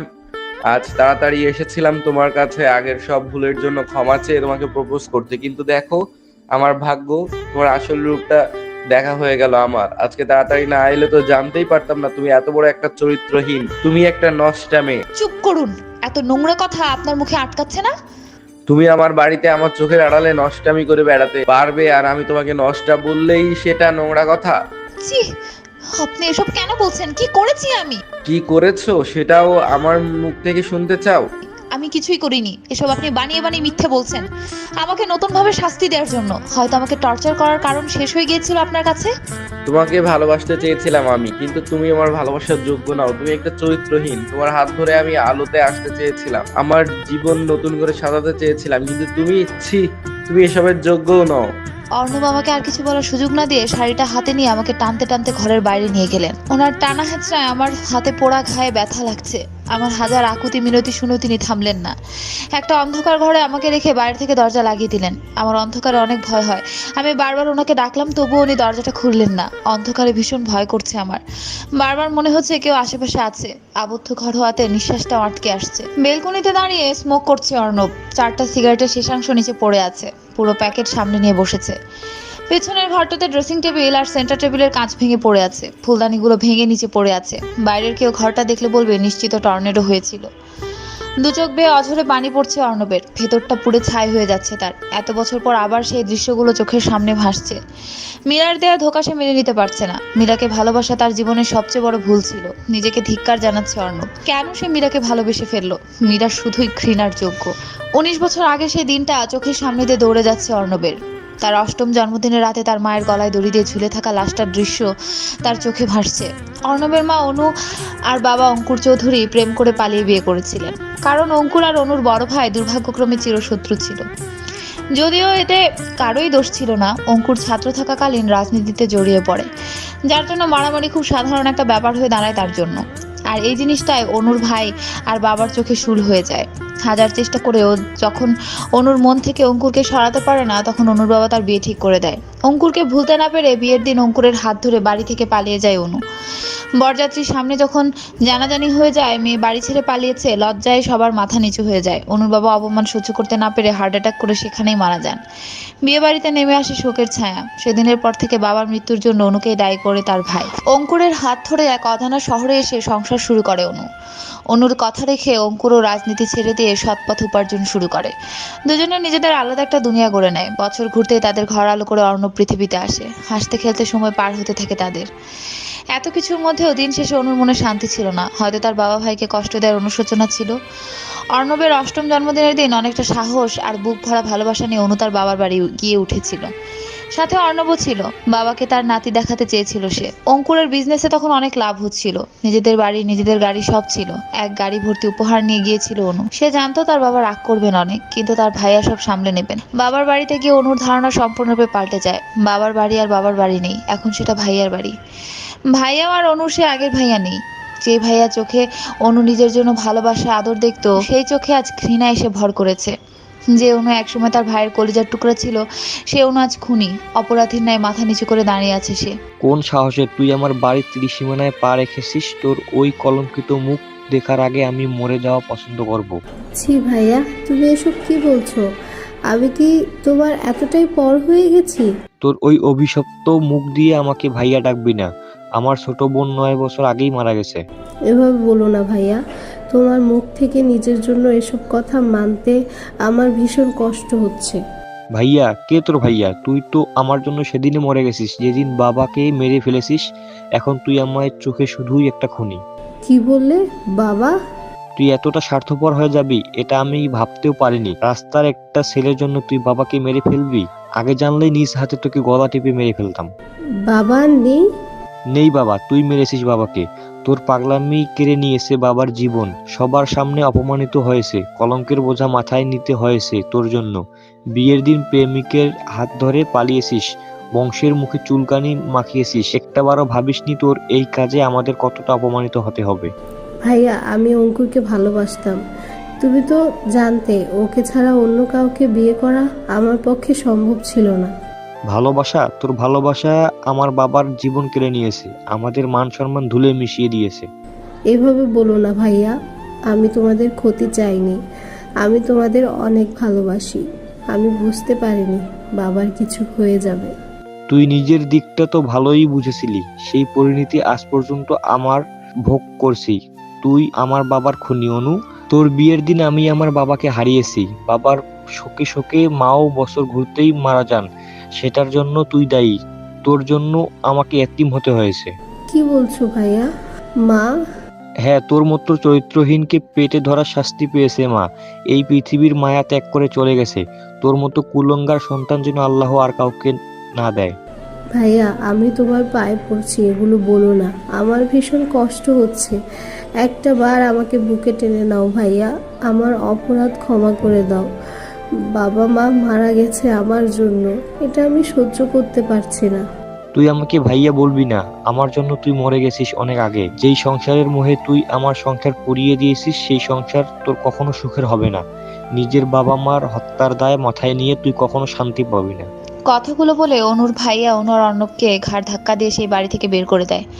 সারা রাস্তা অনু আঁচলে মুখ গুজে কান্না করে। আপন ভাইয়ের কাছে থেকে এতটা অপমান, এত ঘৃণা পেতে হবে অনু স্বপ্নেও ভাবেনি। অপমানটা মুখ বুজে গিলে নিলেও বাবা মার হত্যার অপবাদটা যেন কিছুতেই অনু মানতে পারছে না। অর্ণব বারবার মায়ের মুখের দিকে তাকিয়ে বোঝার চেষ্টা করছে তার মামার এই ব্যবহারের কারণটা কি। মায়ের কাছে কোনো উত্তর না পেয়ে আবারও বিষণ্ণ মনে বসে রইল। কিছুক্ষণ পর কি মনে করে অনু অর্ণবকে বুকে জড়িয়ে নিল, প্রাণ ভরে আদর করে দিল অর্ণবকে, কপালে গালে অজস্র চুমু খেলো।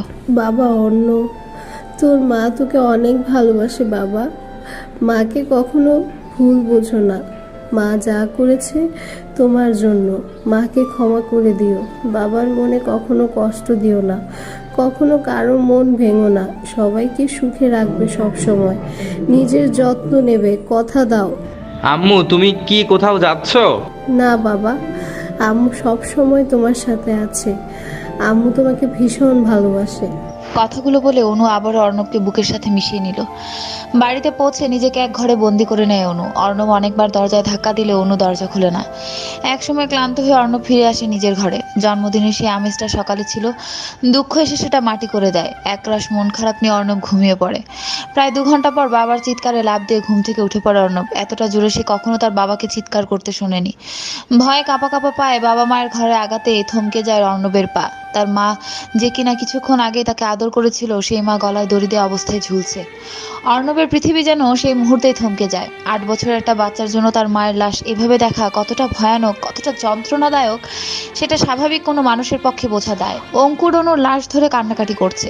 লাশ নামানোর জন্য সার্ভেন্টরা সব ছোটাছুটি করছে, কিন্তু অর্ণব দরজার বাইরে এখনো মূর্তির মতো দাঁড়িয়ে আছে। অর্ণবকে দেখে বোঝা মুশকিল যে মারা গেছে সে তার মা নাকি অন্য কেউ। অনুর দাফন কাফন শেষে অঙ্কুর একটা চিঠি খুঁজে পায় অনুর ঘরে। চিঠিটা খুলতে অঙ্কুর হতভম্ব হয়ে যায়। চিঠিতে সেদিন অনুর বাবার বাড়িতে যাওয়ার পর কি কি হয়েছে সেই ঘটনা বর্ণনা করা ছিল। তার সাথে লেখা ছিল অনুর অনুশোচনা। অনু তার ভাইয়ের বলা কথাগুলোতে এতটাই প্রভাবিত ছিল যে সে নিশ্চিত ছিল তার বাবা মায়ের মৃত্যুর জন্য সে নিজেই দায়ী ছিল। ভাইয়ের তিরস্কার, বাবা মায়ের মৃত্যুর দায়ভার সবকিছু মিলিয়ে নিজের জীবনটাকে অভিশাপ মনে হয়েছিল অনুর কাছে। স্বামী সন্তানের ঊর্ধ্বে রেখেছিল তার অনুশোচনাকে, তাই তো অপরাধ বোধের গ্লানি সহ্য করতে না পেরে আত্মহত্যার পথ বেছে নিয়েছিল। অনুর বিরহ অঙ্কুরকে ভেতর থেকে শেষ করে দেয়। নিজের কষ্ট ভোলার জন্য অঙ্কুর নিজেকে কাজে ব্যস্ত করে নেয়। সারাদিন বাইরে থাকা, অনেক রাত করে বাড়ি ফেরা যেন অঙ্কুরের জীবনের একটা নিয়ম হয়ে যায়। অঙ্কুর ব্যস্ততার মাধ্যমে তার বিরহ ভুলে থাকলেও অর্ণবের সাথে তার সম্পর্কের অবনতি ঘটে। অনুর মৃত্যুর পর অর্ণব সম্পূর্ণরূপে একা পড়ে যায়। সারাক্ষণ একা থাকা, কারোর সাথে কথা না বলা, না খেয়ে থাকাই ছিল অর্ণবের কাজ। বাবা মায়ের আদরের ছেলেটি অনাদরে বড় হতে থাকে। সময়ের সাথে সাথে অর্ণব মানসিকভাবে ক্ষতিগ্রস্ত হয়ে পড়ে, মানসিক ভারসাম্যহীন হয়ে পড়ে। অঙ্কুর নিজের কষ্টে এতটা মশগুল হয়ে যায় যে সে অর্ণবের একাকিত্বটা দেখতে ব্যর্থ হয়। অর্ণব মনে মনে তার মায়ের আত্মহত্যার জন্য তার মামাকেই দায়ী করে। সময়ের সাথে সাথে এটা তার মনে চরম ঘৃণার সৃষ্টি করে। অর্ণবের শিশু মনে এই আঘাতটা নিতে না পেরে মানসিক দিক দিয়ে বিপর্যস্ত হয়ে পড়ে। স্কুলে অন্য বাচ্চাদের সাথে মারামারি করা তার স্বভাব হয়ে দাঁড়ায়। বারবার অর্ণবের স্কুল থেকে আসা কমপ্লেনে বিরক্ত হয়ে অঙ্কুর তাকে লন্ডন পাঠিয়ে দেয়। সদ্য বৃদ্ধ মায়ের মৃত্যুর ধাক্কা সামলাতে না পারা ছোট বাচ্চাটা এভাবে বোর্ডিং স্কুলে যাওয়াতে আরও একা পড়ে যায়। বাইরে থেকে অর্ণব সবসময় পারফেক্ট হলেও তার ভেতরের অবস্থাটা শোচনীয়। ছোটবেলার ক্রাইসিসের জন্য হঠাৎ রাগ, অস্থিরতা, ডিপ্রেশনে ভুগতে থাকে। অনু মারা যাওয়ার পর অর্ণব আর অঙ্কুরের সম্পর্কে ফাটল ধরে, কিন্তু সেই সম্পর্কটা অর্ণবের দিক দিয়ে একদমই শেষ হয়ে যায় যখন অঙ্কুর তার অফিসের এক স্টাফকে বিয়ে করে নেয়। অর্ণব তার বাবার জীবনে তার মায়ের জায়গায় অন্য কারো আশাটা মেনে নিতে পারেনি কোনোভাবেই। বাবা ছেলের মধ্যে যোগাযোগ কমতে কমতে একসময় এমন হয় যে অর্ণব তার বাবাকে বাবা বলেও ডাকে না। সিগারেটের শেষ টান দিয়ে শেষাংশটা নিচে ফেলে দিয়ে উঠে পড়লো অর্ণব। ভোর হয়ে গেছে, নতুন সকালের উদয় হয়েছে। চারদিকে পাখির কিচিরমিচির শোনা যাচ্ছে। 2 প্যাকেটের মতো সিগারেটের শেষাংশ নিচে পড়ে আছে। অতীতে বিচরণ করে রাত পার হয়েছে অর্ণবের। সন্ধ্যায় মীরার প্রতি যে রাগটা ছিল সেটা অনেকটাই কমে গেছে। যদিও অর্ণব মীরাকে ওই পরিস্থিতিতে মেনে নিতে পারছে না, তবুও ভালোবাসার হাতে সে দায়বদ্ধ। মীরাকে যে ঘরে বন্ধ করে রেখেছিল, কাল রাতে সেই ঘরে গিয়ে দরজা খুলে দিল অর্ণব। মেঝেতে এলোমেলো ভাবে পড়ে আছে মীরা। প্রথমে অর্ণব ভেবেছিল হয়তো মীরা ঘুমিয়ে আছে, কিন্তু কিছুক্ষণ মীরাকে ঝাঁকিয়ে সাড়া না পেলে অর্ণব বুঝতে পারে মীরা জ্ঞান হারিয়ে ফেলেছে। মীরাকে এই অবস্থা দেখে অর্ণবের হার্টবিট বেড়ে যায়। মুহূর্তে মীরাকে হারিয়ে ফেলার ভয় অর্ণবের মনে ভর করে। ছোটবেলায় তার মাকে হারিয়েছে, এখন সে মীরাকে হারাতে চায় না কিছুতেই। অর্ণব আর 1 মিনিট সময় নষ্ট না করে মীরাকে কোলে তুলে নিয়ে হসপিটালের উদ্দেশ্যে রওনা হয়। হসপিটালে মীরার হাত ধরে বসে আছে অর্ণব। অন্ধকারে একা থাকায় ভয়ে জ্ঞান হারিয়েছিল মীরা। ডাক্তার চেক আপ করে মেডিসিন দিয়ে দিয়েছে। অর্ণব ধীরে ধীরে মীরার চুলে বিলি কেটে দিয়ে হাত বুলিয়ে দিচ্ছে। তার 2 চোখের কোণায় পানি টলমল করছে। এই পানির মধ্যে অপরাধবোধ আর মীরাকে ফিরে পাওয়ার সুখ মেশানো আছে। অতীতের ক্ষতটা ভোলা সম্ভব নয় তার জন্য, কিন্তু নতুনভাবে সব শুরু করতে চায় সে। চোখ মেলতেই নিজেকে হসপিটালে আবিষ্কার করতে খানিকটা অবাক হলাম। তবে জানতাম এমন কিছু একটা হবে। একা অন্ধকার আবদ্ধ ঘরে ভীষণ ভয় করে আমার। এর আগেও একবার জ্ঞান হারিয়ে ফেলেছিলাম, তারপর থেকে অবশ্য যথেষ্ট সাবধানতা অবলম্বন করে চলি। মাথাটা একটু উঁচু করতেই দেখলাম অর্ণব আমার মাথার কাছে বসে আছেন। অর্ণব আমার হাত তার হাতের ভিতরে নিয়ে বসে আছেন। এই মুহূর্তে নিজের হাত তার হাতের মুঠোয় দেখে কোনো অনুভূতি আসছে না, উল্টো একরাশ ঘৃণা এসে ভর করেছে মনে।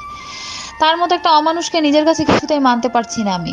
ডাক্তার এসে আমাকে দেখে গেলেন। অর্ণবকে দেখে মনে হচ্ছে সে কিছু বলতে চায় আমাকে, কিন্তু এই মুহূর্তে তার কোনো কথা শোনার ইচ্ছে আমার হচ্ছে না। আমার অবস্থা অনেকটা স্বাভাবিক হয়ে এলে অর্ণব আমাকে নিয়ে বাসায় চলে এলেন। হয়তো কোনো জরুরি ফোন এসেছিল তার, তাই এত তাড়াহুড়ো করলেন। হসপিটাল বেড থেকে নামতেই অর্ণব আমাকে কোলে তুলে নিলেন। যদিও এর কোনো প্রয়োজন ছিল না, পায়ে যথেষ্ট শক্তি ছিল আমার হেঁটে যাওয়ার মতো। ওনাকে কিছু বলতে গিয়ে ও চুপ করে রইলাম। কেন যেন কিছু বলতে ইচ্ছে হলো না। সারা রাস্তা ওনার সাথে একটা কথাও আমি বলিনি। আসলে ইচ্ছে হয়নি বলার। হঠাৎ এত বেশি ঘৃণা কোথা থেকে এলো তার প্রতি কে জানে। এটা কি আমার ঘৃণা নাকি অন্য কিছু? বাড়িতে পৌঁছে গাড়ি থেকে নামার আগে অর্ণব অপর পাশে এসে আমাকে আবারও কোলে তুলে নিলেন। কি করছেন কি? নামান আমাকে। আবার কেন কোলে তুললেন? আমি এতটাও দুর্বল হয়ে পড়িনি যে হেঁটে ভেতরে যেতে পারবো না। তোমার অনুমতি নিয়ে আমি কাজ করব ভাবলে কি করে? আমি আর কথা বাড়ালাম না। আমি জানি কথা বাড়িয়ে লাভ নেই, করবে সেটাই যা তার মনে চাইবে। অর্ণব আর আমি বাড়ির ভিতরে ঢুকতে অন্তিকে দেখলাম, তার সাথে একটা ছেলেও ছিল। অন্তিকে আমি শেষ দেখেছিলাম অর্ণবের অফিসে, আর তারপর আজকে। লাল বেনারসি শাড়ি পরে আছে অন্তি, দেখে মনে হচ্ছে সে নতুন বউ। অন্তিকে এই রূপে দেখে হতভম্ব হয়ে তাকিয়ে আছেন অর্ণব। আমাকে নামিয়ে সোফায় বসিয়ে দিলে তিনি অন্তির দিকে এগিয়ে গেলেন, তার মনে উদয় হওয়া প্রশ্নের উত্তরের খোঁজে। এসব কি অন্তু? যা দেখেছো তাই সত্যি ভাইয়া। কি বলতে চাইছিস তুই? আমি আর সিদ্রাত পালিয়ে বিয়ে করে নিয়েছি ভাইয়া। বাবাকে এখনো বলিনি, তোমাকেই সবার আগে জানালাম। অর্ণব অন্তির উপর রাগ সামলাতে না পেরে সজোরে একটা চর বসিয়ে দেয় অন্তির গালে। চরটা এতটাই জোরে ছিল যে সেই শব্দে কেঁপে ওঠে মীরা, আর অন্তি ছিটকে মেঝেতে পড়ে যায়। এই মুহূর্তে হিংস্রতা ফুটে উঠেছে অর্ণবের চোখে মুখে। তুই এটা কিভাবে করতে পারলি অন্তু? শেষ পর্যন্ত কিনা তুই সিদ্ধার্থ মাহমুদকে বিয়ে করলি, তাও পালিয়ে। তুই জানিস বাবা কতটা হার্ট হবে এটা জানার পর? তুমি তো তাকে বাবা মানোই না ভাইয়া, তাহলে আজ কেন বাবার প্রতি তোমার এত ভালোবাসা আসছে? Just shut up Anti, don't give me lame excuse. Siddharth Mahmud আমাদের বিজনেস রাইভাল, আর তুই কিনা তার সাথে ইচ্ছি। ভাইয়া, সিদ্রাত তোমাদের শত্রু হলেও আমি ভালোবাসি তাকে। তুই নিজের ভালোবাসায় অন্ধ হয়ে আমাদের সম্মান ধুলোয় মিশিয়ে দিয়েছিস অন্তি। একটাবার ভেবে দেখ বাবা জানতে পারলে তার কি অবস্থা হবে। অন্তি আর অর্ণবের কথার মাঝে মীরা কথা বলে উঠলো। আপনার বাবারও সে একই অবস্থা হবে যা আপনার নানার হয়েছিল, কিন্তু তফাৎটা হলো আপনার মা বিয়ের আসর থেকে পালিয়েছিল হাজারটা মানুষের সামনে। জানাজানি হয়েছিল যে কনে বিয়ের দিন প্রেমিকের হাত ধরে পালিয়েছে। মীরার কথায় রক্তচক্ষু নিয়ে অর্ণব মীরার দিকে তাকায়। মীরা কিছুক্ষণ থেমে আবার বলতে শুরু করলো। আমি বলছি না আপনার মা খারাপ ছিল, আমি বলছি যে পরিস্থিতিতে আজ আপনি আর আপনার বাবা আছেন, একই পরিস্থিতিতে তখন আপনার দাদা ভাই আর বাবাও ছিল। অবশ্য তাদের পরিস্থিতিটা আরো গুরুতর ছিল। অর্ণব কিছু একটা বলতে গিয়েও থেমে গেল। প্রচন্ড রাগের মধ্যে হঠাৎ অনেক চিন্তা এসে ভর করলো অর্ণবের মাথায়। মীরা আবার বলতে শুরু করলো, সেদিন ফুপি আম্মুর পালিয়ে যাওয়াতে অপমানের বোঝা সহ্য করতে না পেরে দাদা ভাই হার্ট অ্যাটাক করে। আপনি নিজের বিবেক থেকে বলুন তো, নিজের বাবা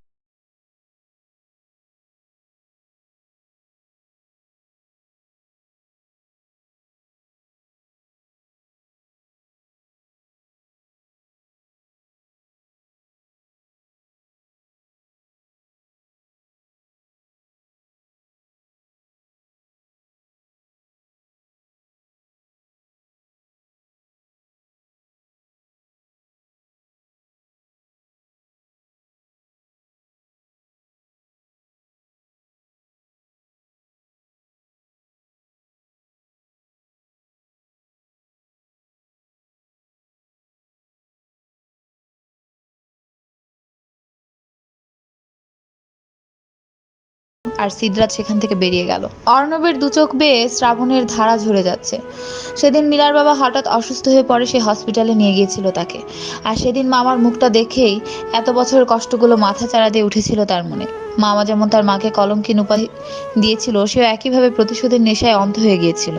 তাই তো মীরাকে কষ্ট দিয়ে প্রতিশোধ নিতে চেয়েছিল, কিন্তু সে তো ভেবে দেখেনি তার প্রতিশোধটা সম্পূর্ণই ভিত্তিহীন ছিল। সে তার নানা মামার দিকটা কখনোই ভেবে দেখেনি। তবে কি সেও অপরাধী? এতগুলো বছর সে তার মায়ের মৃত্যুর জন্য তার মামাকে ঘৃণা করে এসেছে, মীরার মাধ্যমে প্রতিশোধ নিতে চেয়েছে। হ্যাঁ, সে অন্যায় করেছে, সে অপরাধী। মীরা কি তাকে ক্ষমা করে সব ভুলে যেতে পারবে? মীরা কি তাকে আপন করে নেবে? অর্ণবের ভাবনায় ছেদ ঘটিয়ে মীরা তার কাঁধে হাত রাখতে অর্ণব আচমকা মীরার কোমর জড়িয়ে ধরে।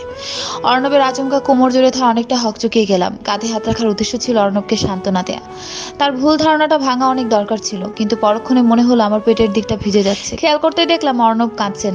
কিছুক্ষণ আগে এই মানুষটার উপর আমার ভীষণ ঘৃণা হচ্ছিল, কিন্তু তার চোখের পানিতে সব যেন কেমন গুলিয়ে গেল। আমার বুকের মাপাশে কেমন চিনচিনে ব্যথা হচ্ছে।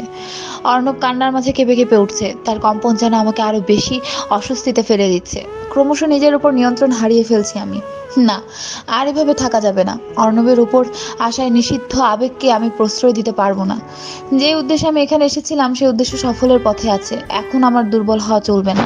অর্ণবের কাছ থেকে নিজেকে সরিয়ে অর্ণবের কাছে বসে পড়লাম আমি। কান্না করার কারণে তার চোখ দুটো ফুলে গেছে। দেখেই বোঝা যাচ্ছে মানুষটার স্কিন বেশ সেনসিটিভ। একটুতেই কেমন লাল হয়ে গেছে মুখটা।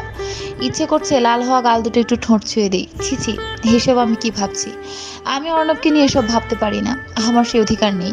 আমার ভাবনার জগৎ থেকে বেরিয়ে অর্ণব বলে উঠলেন, অনেক ছোট ছিলাম যখন আম্মু মারা যায়। একা দরজার বাইরে দাঁড়িয়ে শুধু দেখেছিলাম আম্মুর ঝুলন্ত লাশটা। আব্বু আম্মুর জন্য আর্তনাদ করছিল, কিন্তু একবার আমার কাছে এসে আমাকে বুকে জড়িয়ে নেয়নি। সেই থেকে শুরু হয় আমার একা থাকার যাত্রা। আম্মু ছেড়ে চলে যাওয়ায় আমি একা হয়ে পড়ি, আর বাবা থাকতেও যেন পর হয়ে যায়। মাসের পর মাস বাবার চেহারাটাও দেখতে পারতাম না। একাকিত্ব আমাকে জাকড়ে দেয়, মানসিকভাবে ক্ষতিগ্রস্ত হয়ে পড়ি, আর এই সব কষ্টের জন্য মামাকেই দায়ী করি। তোমাকে দেখে ভেবেছিলাম তোমাকে কষ্ট দিয়ে এত বছরের কষ্টগুলো ধুয়ে মুছে ফেলবো, কিন্তু কত বড় বোকা ছিলাম আমি। দেখো, অন্যকে কষ্ট দিয়ে নিজের সুখ খুঁজতে গিয়েছিলাম আমি। অর্ণবের কথাগুলো আমার বুকে তীরের মতো বিচ্ছে। কেন যেন তার কষ্টগুলো আমাকেও কাঁদাচ্ছে। সত্যি চোখ দিয়ে পানি পড়ছে। আচ্ছা, এসবের কারণ কি? অর্ণবের কষ্টে আমার কষ্ট কেন হচ্ছে? মীরা, তুমি কি আমাকে ক্ষমা করবে তোমার সাথে এত অন্যায় করার জন্য? তুমি আমাকে ক্ষমা না করলে আমার আর কিছুই অবশেষ থাকবে না। আমি কি উত্তর দেব ভেবে পাচ্ছি না। এদিকে বাবার সাথে অর্ণবের দেখা করানোটাও অনেক জরুরি। আপনি কি আমার সাথে আমার বাড়িতে যাবেন? পুরনো সবকিছু ভুলে নতুনভাবে সম্পর্কগুলো শুরু করাটা চেষ্টা করি আমরা। বাবা আপনাকে দেখলে ভীষণ খুশি হবেন। একবার চলুন না আমার সাথে, প্লিজ। অর্ণব কিছু একটা ভেবে মীরার সাথে বেরিয়ে পড়লো। গাড়িতে মীরা ড্রাইভিং সিটে বসলে অর্ণব বেশ অবাক হয়। তার থেকেও বেশি অবাক হয় যখন দেখে মীরা বেশ ভালো ড্রাইভ করছে। সারা রাস্তা অর্ণব অবাক হয়ে তাকিয়ে থাকে মীরার দিকে। মীরা যেন তার জীবনে কোনো এঞ্জেল হয়ে এসেছে। একটা মৃদু হাওয়ার মতো তার জীবনে সে ঝড়ের মতো সব বদলে দিল। তার ভেতরে সব ক্ষতের ঔষধ হয়ে এসেছে মীরা। শত অপরাধ বোধের মাঝেও একটা ম্লান হাসি ফুটে ওঠে অর্ণবের ঠোঁটে। গাড়ি এসে থামে বিশাল বড় একটা বাড়ির সামনে। গাড়ি থেকে নেমে অর্ণব জিজ্ঞাসু দৃষ্টিতে মীরার দিকে তাকিয়ে আছে। হয়তো বোঝার চেষ্টা করছে এটা কার বাড়ি, কেননা অর্ণব মীরাদের বাড়ি আগে দেখেছিল। আর বাড়িটা একটা মধ্যবিত্ত পরিবারের বাড়ি ছিল, কিন্তু সেই তুলনায় বাড়িটা কোনো মহলের থেকে কম নয়। কি ভাবছেন? চলুন ভেতরে চলুন, বাবা ওয়েট করছে। এই বাড়ি কার? এটা তো তোমাদের বাড়ি নয়। ভেতরে চলুন, ভেতরে গেলেই বুঝতে পারবেন। অর্ণব আমার পিছু পিছু বাড়ির ভেতরে ঢুকে যায়। বাড়িটা যে কোনো কোটিপতি সেটা বুঝতে আর বাকি নেই অর্ণবের, কিন্তু বাড়িটা কার এটাই এখনো তার সংশয় রয়েছে। ভেতরে ঢুকতেই আমি মহুয়া নামের মেয়েটিকে ডাকতে শুরু করলাম। মহুয়া আমার ছোট বোন। অর্ণব তাকে হসপিটালে দেখেছিল। একটু পরে মহুয়া ছুটে এলো আমার কাছে। মহুয়া, মিস্টার অর্ণবকে বাবার ঘরে নিয়ে যাও। আই হোপ বাবা মিস্টার অর্ণবকে দেখে খুশি হবেন। জি আপু, স্যার ভীষণ খুশি হবেন। ইনফ্যাক্ট স্যার আপনাদের জন্যই ওয়েট করছিলেন। তুমি মিস্টার অর্ণবকে নিয়ে যাও, আমি আমার ঘরে যাচ্ছি। আমি অনেক ক্লান্ত, একটু বিশ্রাম প্রয়োজন আমার। মীরা আর মহুয়ার কথা সব অর্ণবের মাথার উপর দিয়ে যাচ্ছে। মহুয়া নিজের বাবাকে স্যার বলছে। মীরা নিজের ঘরে যেতে চাইছে, তবে কি এটা মীরাদের বাড়ি? কিন্তু মীরারা এত বড় বাড়ি অ্যাফোর্ড করলো কিভাবে? অনেক প্রশ্ন অর্ণবের মস্তিষ্কে ঘুরঘুর করছে, কিন্তু উত্তর নেই। মহুয়া অর্ণবকে আবরার খান অর্থাৎ মীরার বাবার ঘরে নিয়ে গেলেন। অর্ণবের মামার ঘরটা নিচতলায়। ঘরের দরজাতে ঢোকার আগে অর্ণব একটু দাঁড়িয়ে মীরার সিঁড়ি বেয়ে উপর ওঠার দৃশ্যটা দেখে নিল। এক মুহূর্তের জন্য অর্ণবের মনে হলো তার মীরা তার থেকে দূর হয়ে যাচ্ছে, যদিও এমন মনে হওয়ার যুক্তিযুক্ত কোনো কারণ সে পেল না। এসো অর্ণ, বসো। অর্ণব কিছু না বলে ঠায় দাঁড়িয়ে রইল। সামনে থাকা মানুষটা যদিও তার মামা হয়, তবুও সে চোখ মেলাতে পারছে না। সংকোচে বারবার মাথা নেমে আসছে তার। আমি কি বলবো ভেবে পাচ্ছি না। তোমার কিছু বলতে হবে না অর্ণ, আমি তোমার সাথে দেখা করতে চেয়েছিলাম অনেক আগে থেকেই। আমার উদ্দেশ্য খারাপ ছিল না, আমি তোমার কাছে ক্ষমা চাওয়ার জন্য তোমার সাথে দেখা করতে চেয়েছিলাম। অনুকে বাড়ি থেকে বের করার সময় আমি একবারের জন্য বুঝতে পারিনি অনু নিজের জীবন দিয়ে দিবে। এত বছর আমি ভুল করে ভেবেছিলাম যে অনু আমার কথায় অভিমান করে আর ফিরে আসেনি। কিছুদিন আগেই আমি জানতে পারি আমার সেই ছোট্ট বোনটি আর বেঁচে নেই। অনুকে আমি সন্তানের মতো মানুষ করেছিলাম। ছোট বোন হিসেবে যত আদর তার পাওনা ছিল, হয়তো তার থেকে বেশিই ভালোবাসতাম। এজন্য অনুর পালিয়ে যাওয়াটা আমাকে কষ্ট দিয়েছিল। নিজের কষ্টটা আমি একটা সময় ভুলে গেলেও বিয়ের আসরে বাবার মারা যাওয়াটা মেনে নিতে পারিনি। বাবার শোকে মাও কিছুদিন পর আমাকে ছেড়ে চলে যায়। অনেক একা হয়ে পড়ি আমি। আমাকে সামলানোর মতো কেউ ছিল না। আর এই একাকিত্বর জন্য অনুকেই দায়ী করেছিলাম। অনুর মৃত্যুর কথা শুনে মনে হয়েছিল আমি অথচ কলিজার ছুরি দিয়ে আঘাত করেছে। অথচ দেখো আমার কলিজার টুকরার মৃত্যুতে খবরটা আমি 18 বছর পর পেয়েছি। অনুর মৃত্যুর খবর আমার যতটা না কষ্ট দিয়েছে তার চেয়ে বেশি কষ্ট পেয়েছি এটা জানার পর আমার জন্য আত্মহত্যা করেছে।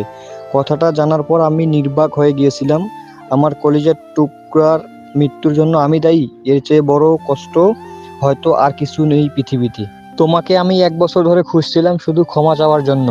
একবার তোমার কাছে গিয়েও ছিলাম, কিন্তু তুমি আমাকে কিছু বলার সুযোগ না দিয়ে অপমান করে বের করে দাও।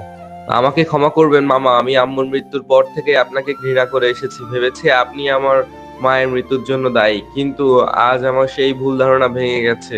ক্ষমা তো আমার চাওয়া উচিত, আর তোমার করা ব্যবহারে আমি কোনো কষ্ট পাইনি। উল্টো আমার একটা ভুলের জন্য তুমি এতগুলো বছর ধরে কষ্ট পেয়ে আসছো। আমরা কি সব ভুলে নতুন ভাবে সব শুরু করতে পারি? সব ভুলে নতুনভাবে শুরু করার জন্যই এত জল্পনা কল্পনা করা হয়েছিল। মানে? মীরাকে আমি পাঠিয়েছিলাম তোমার কাছে। অবশ্য প্ল্যানিংটা আমার একার পক্ষে সম্ভব ছিল না। তোমার বাবা অঙ্কুর ছিল আমার সাথে। অঙ্কুরই আমাকে বুদ্ধি দিয়েছিল মীরাকে তোমার অফিসে তোমার পিএ বানিয়ে পাঠানোর জন্য। তোমার সাইকিয়াট্রিক হেল্প প্রয়োজন ছিল, কিন্তু তুমি সাইকিয়াট্রিক এর হেল্প নিতে চাওনি।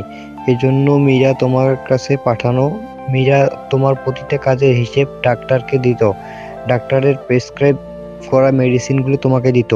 অর্ণব হতবাক হয়ে তার মামার কথাগুলো শুনছে। মীরার সাথে কাটানো এতদিনের মধ্যে একবারের জন্য মনে হয়নি মীরা নাটক করছে। মীরার অসহায়ত্ব তাকে দেখে ভয় পাওয়া নাটক ছিল। অর্ণবের প্রতি করা কেয়ারগুলো কি তাহলে নাটক ছিল? তবে কি মীরা অর্ণবকে ভালোবাসবে না? মামার ডাকে অর্ণব ভাবনার জগৎ থেকে বেরিয়ে আসে। মীরা এসবের জন্য প্রথমে রাজি ছিল না। আমার কসম দিয়ে ওকে রাজি করিয়েছিলাম। ভেবেছিলাম তোমার ট্রিটমেন্ট হতে থাকলে তুমি অনেকটা স্বাভাবিক হয়ে উঠবে, আর একবার সুস্থ হয়ে উঠলে তোমাকে সব বলে দিয়ে ক্ষমা নিতে চেয়েছিলাম। আমি জানি অর্ণ, আমরা যা করেছি সেটা তোমার প্রতি অন্যায় হয়েছে। এভাবে মিথ্যে বলে ছলনা করে তোমাকে কষ্ট দিয়েছি। সরি বাবা, অতীতের সব ভুল আর এখন করা সব অন্যায়ের জন্য আমাকে ক্ষমা করে দাও। অর্ণব যেন বাকরুদ্ধ হয়ে গেছে। মীরার সাথে কাটানো সময়গুলো নাটক ছিল ভাবতেই তার কলিজা কেঁপে উঠছে। অর্ণবের মনে অজানা এক ভয় কাজ করছে, মীরাকে হারানোর ভয়। আবরার খান রকিং চেয়ার থেকে উঠে অর্ণবকে বুকে জড়িয়ে নিল। এত বছর পর স্নেহ ভরা আলিঙ্গনে অর্ণবের চোখ ভরে আসে। মুহূর্তের জন্য সে মীরাকে নিয়ে তার সব ভয় চিন্তা ভুলে যায়। আবরার মোহাম্মদ অর্ণবকে জড়িয়ে ধরে চোখের পানি ছেড়ে দেন। তার মনে হয় তার অনু আবার তার বুকে ফিরে এসেছে। তার জেদের বশে সে তার বোনকে হারিয়েছে, কিন্তু বোনের শেষ স্মৃতিটাকে যে কোনো মূল্যে আগলে রাখবে। মামা ভাগ্নে আবেগে সমুদ্রে ভাসছিল, পেছন থেকে মীরা গলা খাঁকড়ে দিয়ে বাধার সৃষ্টি করলো। উফ বাবা, আবার শুরু হয়ে গেছে তোমার কান্নাকাটি। এই, তোমার কান্নাকাটি থামানোর জন্যই কিন্তু এত কিছু করেছিলাম। অর্ণব আমার দিকে তাকিয়ে হতভম্ব হয়ে যায়। আমার পরনের শাড়িটা আমি অনেক আগে পাল্টে নিয়েছি, একটা হোয়াইট টি শার্ট আর শর্টস পরে আছি। এই পোশাকে আমাকে অনেক বেশি আলাদা লাগছে। আমাকে অর্ণব সবসময় শাড়ি আর চুড়িদারই দেখেছে, এভাবে দেখেনি, তাই হয়তো অনেক উদ্ভট লাগছে। আবরার খানের কথায় অর্ণবের ধ্যান ভাঙে। সরি রেমা, বুড়ো বয়সে আবেগটা বেড়ে যায়। অর্ণব, তুমি মীরার সাথে যাও, তোমার ঘর মীরা দেখিয়ে দিবে। আজ থেকে তুমি আমাদের সাথে থাকবে। না মামা, আমি এখানে থাকতে পারবো না। আমি আমার বাড়িতেই ভালো আছি। ছোট থেকে তো একাই ছিলে, কয়টা দিন না হয় আমাদের সাথে থাকো। বাবা, তুমি রেস্ট নাও, আমি মিস্টার অর্ণবকে নিয়ে যাচ্ছি, চলুন। মীরা আর অর্ণব পাশাপাশি হাঁটছে, গন্তব্য উপরের ঘর। দুজনেই চুপচাপ হেঁটে যাচ্ছে, কারো মুখে কোনো কথা নেই। নীরবতা কাটিয়ে মীরা বলতে শুরু করলো, আরে ওকে নাও। তোমাকে এই বেশভূষায় দেখতে অনেকটা আজীব লাগছে। এটাই আমি। অর্ণব কিছু বলতে গিয়েও থেমে গেল। কেন যেন এই মীরাকে ভীষণ অপরিচিত লাগছে তার কাছে। যে মীরার প্রতি সে আসক্ত হয়েছিল, সেই মীরা কোথায়? আসলে আপনার বাড়িতে আমাদের একসাথে থাকার কথাটা কাউকে বলবেন না প্লিজ। বাবা বা সিদ্ধার্থ জানতে পারলে। আমি চাই না বাবা বা সিদ্ধার্থ এই ব্যাপারে কিছু জানুক। সিদ্ধার্থকে বলেছিলাম আমি আপনার বাসায় ছিলাম। সিদ্ধার্থ মাহমুদ, তার সাথে তোমার কি সম্পর্ক? মীরা কিছু বলার আগেই মীরার একটা কল এলে সে চলে যায় অর্ণবকে ঘরে রেখে। সেদিন রাতে মীরার সাথে আর অর্ণবের কথা হয় না। রাতে অর্ণব শুয়ে আছে, কিন্তু দু চোখে ঘুম নেই। মামার সম্পর্কে তার পূর্ব ধারণা পাল্টালেও নতুন একটা চিন্তা তার মাথায় ভর করেছে। মীরাকে নিয়ে এসে বেশ চিন্তিত। মীরা কি তার ভালোবাসা মেনে নিবে? সব যেখানে নাটক ছিল, সেখানে কি মীরার মনে তার জন্য কোনো ফিলিংস আসবে? ভীষণ ভয় করছে অর্ণবের। বারবার মীরাকে হারানোর ভয়টা উকি দিচ্ছে। বিছানা ছেড়ে উঠে দাঁড়িয়ে ব্যালকনিতে যেতেই অপর পাশে রুমের ব্যালকনিতে মীরাকে দেখতে পায় অর্ণব। চাঁদের রূপালী আলোয় রূপোয় মোড়ানো মনে হচ্ছে মীরাকে। সেই সাথে দক্ষিণ দিক থেকে আসা দমকা হাওয়ায় মীরার চুলগুলো এলোমেলো করে দিচ্ছে। এখন যদি মীরা একটা শাড়ি পরা অবস্থায় থাকতো, তাহলে হয়তো অর্ণব সব দেয়াল উপেক্ষা করে ছুটে যেত তার মীরার কাছে। একদণ্ড মীরার দিকে তাকিয়ে থাকতেই মীরা আর অর্ণবের চোখাচোখি হলে মীরা চোখ নামিয়ে নেয়। কিছুক্ষণ আগে যে স্বাচ্ছন্দ্যের সাথে মীরা অর্ণবের সাথে কথা বলেছিল, সেটা এখন আর নেই। অনেকটা সংকোচ এসে সেই জায়গাটা দখল করে নিয়েছে। মীরা তার গায়ের ওড়নাটা গায়ে জড়িয়ে রুমের ভিতরে চলে গেল। অর্ণবকে এক নজর দেখতেই তো ব্যালকনিতে গিয়ে দাঁড়িয়েছিলাম, তাহলে কেন তাকে মন ভরে এক নজর দেখতে পারলাম না? এত সংকোচ, এত জড়তা কেন? আর কেনই বা আমি অর্ণবকে দেখার জন্য বেলকনিতে অপেক্ষা করছিলাম? অর্ণবকে দেখার ইচ্ছাটা আমার অন্যায়, তারপর আসা আবেগটা ভিত্তিহীন। আমি অন্য কারো বাগদত্তা, এটা তো আমি ভুলতে পারি না। তাহলে কেন চোখ বারবার তাকে সামনে পেতে চায়? বুকের বাঁ পাশের চিনচিনে ব্যথাটা আবার বেড়ে যাচ্ছে। আমি অন্য কারো হয়ে যাব কিছুদিন পর। আমার কোনো অধিকার নেই অর্ণবের প্রতি দুর্বল হওয়ার। আর এমনিতেও আমি তাকে ঘৃণা করি। মানুষটা কত টর্চার করেছে আমাকে, আমি তাকে ঘৃণা করি। আসলে কি আমি অর্ণবকে ঘৃণা করি? আর কিছু চিন্তা করতে পারবো না। বুকের বাঁ পাশটা ভীষণ ভারী হয়ে আসছে। বালিশে মুখ চেপে শুয়ে পড়লাম। মাঝে মাঝে দু চোখের কার্নিশ বেয়ে ফোঁটা ফোঁটা পানি পড়ছে, সেটা মুছে ফেলার কোনো আগ্রহ আমার মাঝে নেই। হয়তো একা আছি, তাই পানি মোছার কোনো তাড়াহুড়া নেই আমার।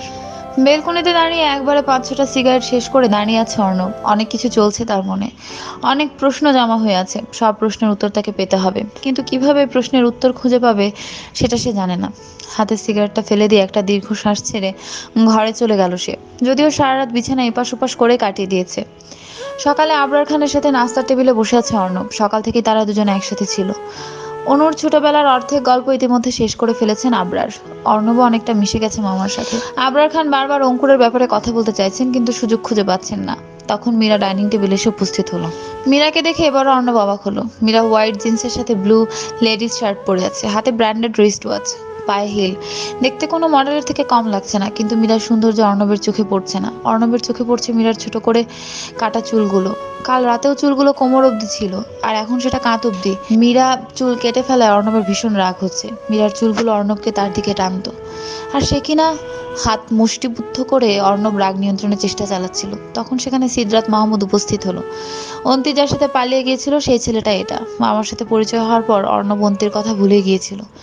অন্তি এখন কি করছে, আর তার বাবাই বা সব জেনে কি রিয়াক্ট করছে? সিদ্রাত এসে সবার সামনে মীরাকে জড়িয়ে ধরলে অর্ণবের মাথায় যেন আগুন জ্বলে ওঠে। মীরার এত কাছাকাছি কোনো ছেলেকে সে সহ্য করতে পারবে না। অর্ণবের ইচ্ছে করছে গিয়ে সিদ্রাতের মাথা ফাটিয়ে ফেলতে, কিন্তু সে কিছুই করতে পারছে না। রাগে সাপের মতো ফুঁসছে আর ঘন ঘন নিঃশ্বাস নিচ্ছে রাগটা দমিয়ে ফেলার জন্য। সিদ্রাত মীরাকে ছেড়ে দিয়ে আবরার খানের কাছে গিয়ে কুশলাদি বিনিময় করতে ব্যস্ত হয়ে পড়ল। অর্ণব রাগে লুকে মীরার দিকে তাকিয়ে আছে, যদিও মীরার সেদিকে খেয়াল নেই। মীরা হয়তো অফিসের কোনো ফাইল রুমে রেখে এসেছে। বাবা, তোমরা ব্রেকফাস্ট করো, আমি একটা ফাইল রুমে রেখে এসেছি, নিয়ে আসছি। তুই কি অফিসে যাচ্ছিস? কয়েকদিন বাদে বিয়ে আর তুই আজকে অফিসে যাচ্ছিস? বিয়ে আছে বলে কি অফিসে যাব না? এ কয়দিন অফিসে যেতে পারিনি তোমার কথা রাখতে গিয়ে। এখন আমি বিজনেস নিয়ে একদম গ্যাফলতি করতে পারবো না, আসছি। মীরা সিঁড়ি বেয়ে উপরের ঘরে চলে যাচ্ছে আর অর্ণব নির্বাক হয়ে দেখছে। এতক্ষণ আবরার আর মীরার মধ্যে হওয়া কথাগুলো আগামাথা সে কিছুই বোঝেনি, তবে ধারণা হয়েছে যে মীরার বিয়ের কথা চলছে। অর্ণবের কপাল বেয়ে চিকন ঘাম দিচ্ছে, মনে মনে দোয়া করছে যাতে তার ধারণা ভুল হয়। সে আর এক মুহূর্ত দেরি না করে মীরার পিছু নিল। রুমে এসে একটা জরুরি ফাইল খুঁজছিলাম, তখন পেছন থেকে কেউ হাত ধরে হ্যাঁচকা টান দিল। টাল সামলাতে না পেরে লোকটার বুকে পড়ে গেলাম। হঠাৎ করেই মনে হলো বুকের ধুকপুকানিটা বেড়ে গেল।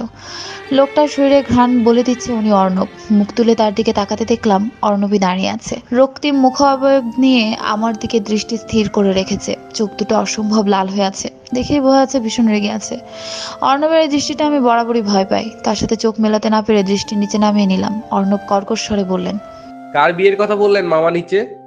অর্ণবের প্রশ্নে কিছুক্ষণের জন্য আমি বাকরুদ্ধ হয়ে গেলাম। আমি জানি অর্ণব আমার প্রতি দুর্বল হয়ে পড়েছেন। এই অবস্থা থেকে কিভাবে বলি আমার বিয়ের কথা? কিন্তু না বলেই বা কি হবে? নির্ধারিত দিনে আমার বিয়ে হয়ে যাবে অন্য কারোর সাথে। আমার বিয়ের কথা বলেছেন? কি তোমার বিয়ে? মানে কি তোমার বিয়ে ঠিক হয়ে গেছে? হ্যাঁ, আমার বিয়ে ঠিক হয়েছে, কিন্তু এতে আপনি এত অবাক হচ্ছেন কেন? তুমি অন্য কারো হতে পারো না মীরা।